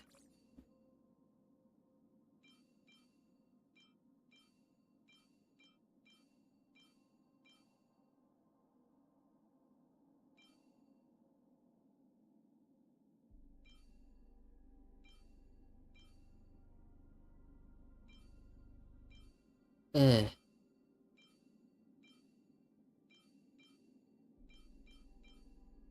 Huh?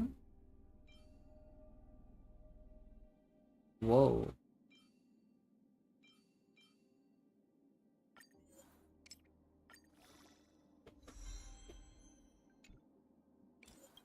Bro, we got nothing?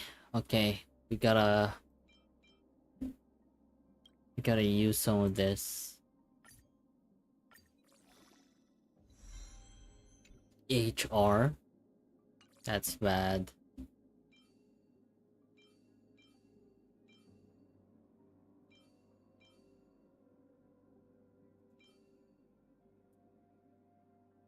Oh.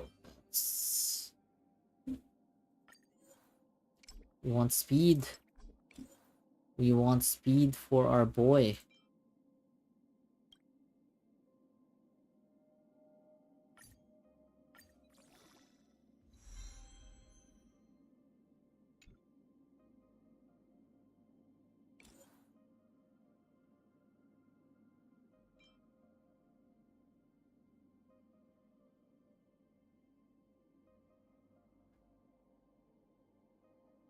Hmm.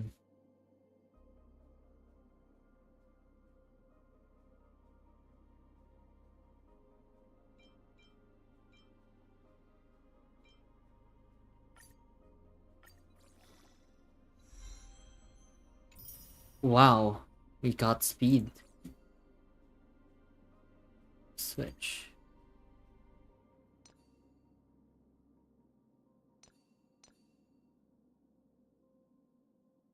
Crit damage should be okay.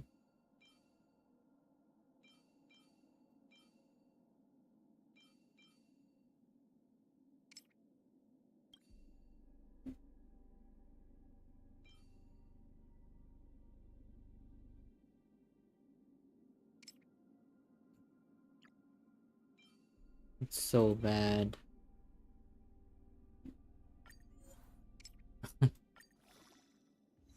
Oh shit.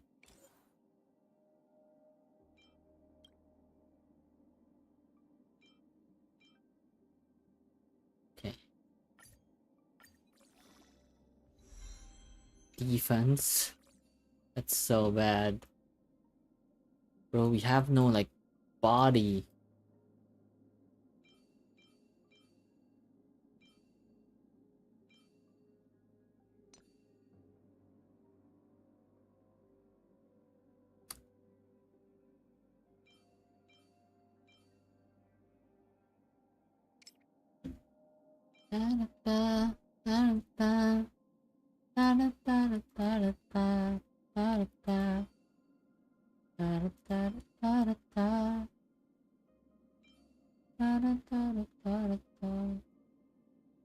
We